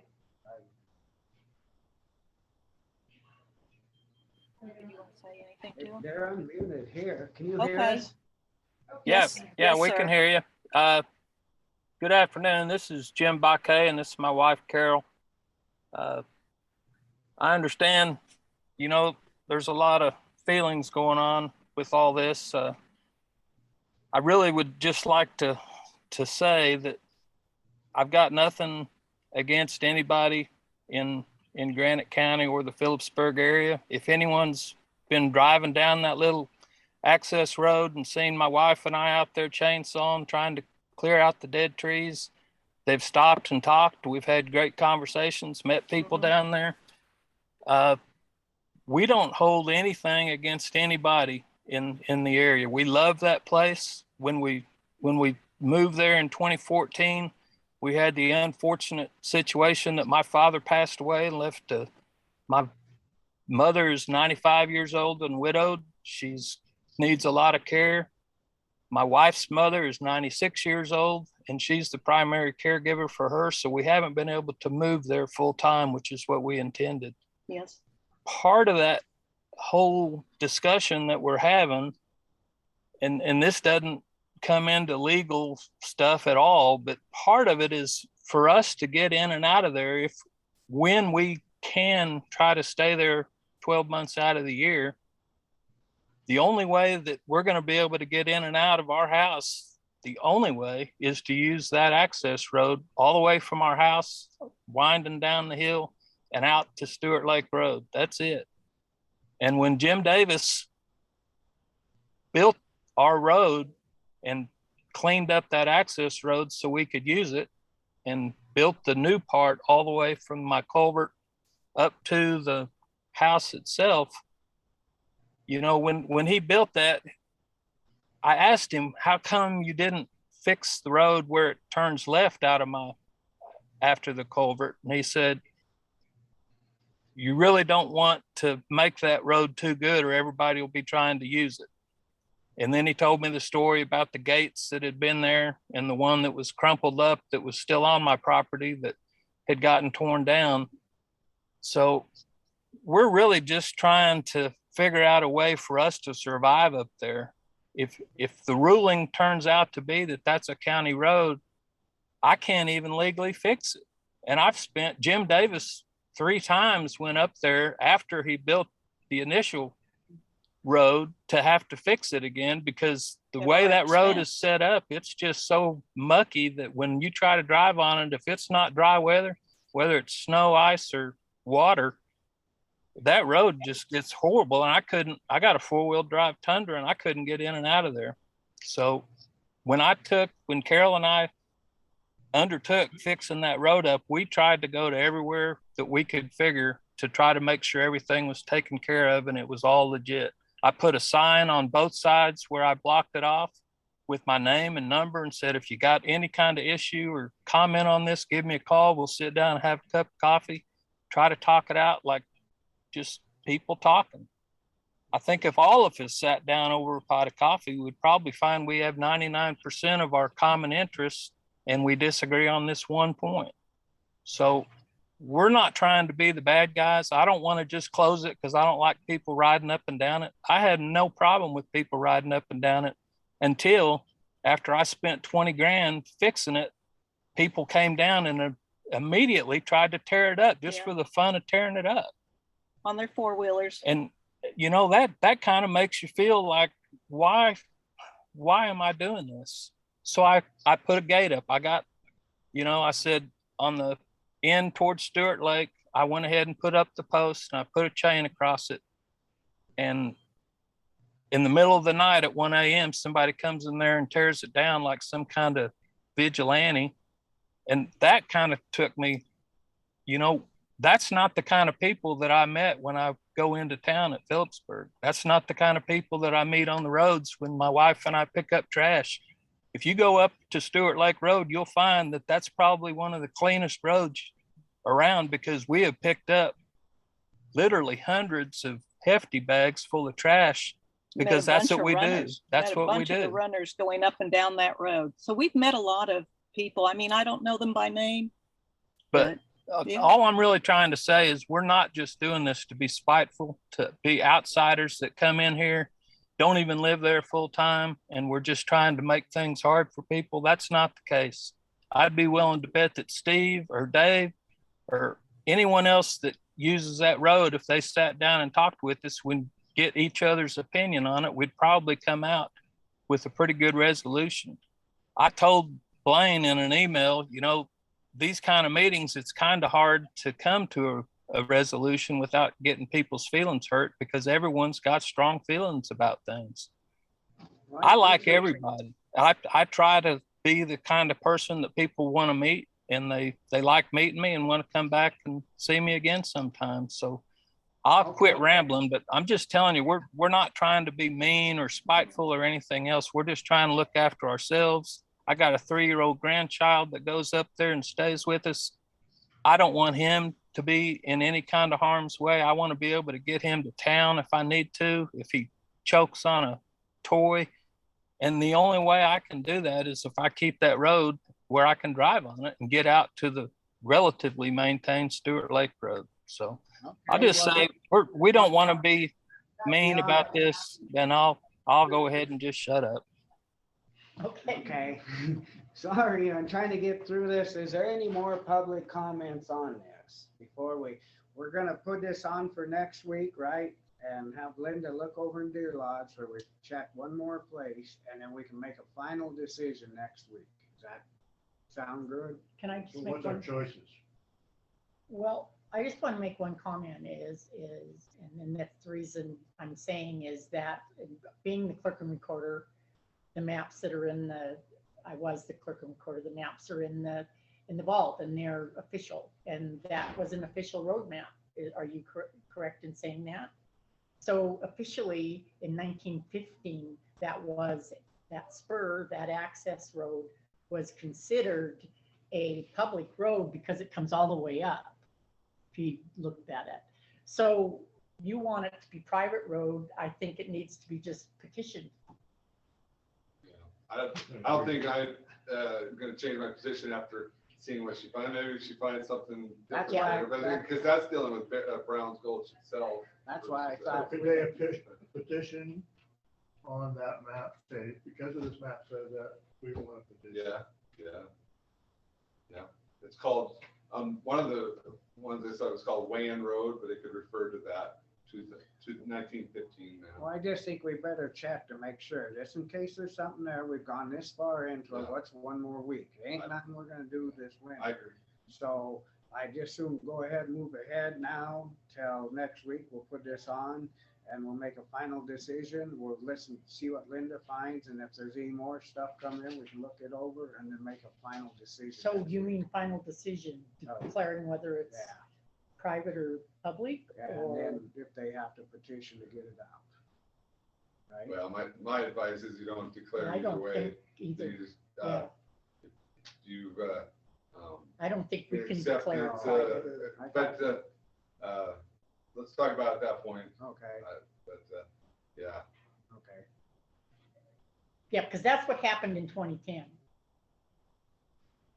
Right. Oh, yeah. I mean, I don't think there's, I'll agree with you. It didn't look like there was. No, we just want to do it right. It was the feeling of I mean, that's how, like, the minutes, and that's how I can go. I mean, all this, none of us were around on this board, anyway, we're involved in it. No way are we against you or your, we can understand, and no way are we against, like Leo, he's got good points too. If this is a delicate You're in situation. a tough position, and I understand that, and you have to weigh all the facts and evidence and do that. What time next week, Billy? Thank you. Thank you. I'm not 100% certain. Thank you. Thanks. I'll send it out though. Okay.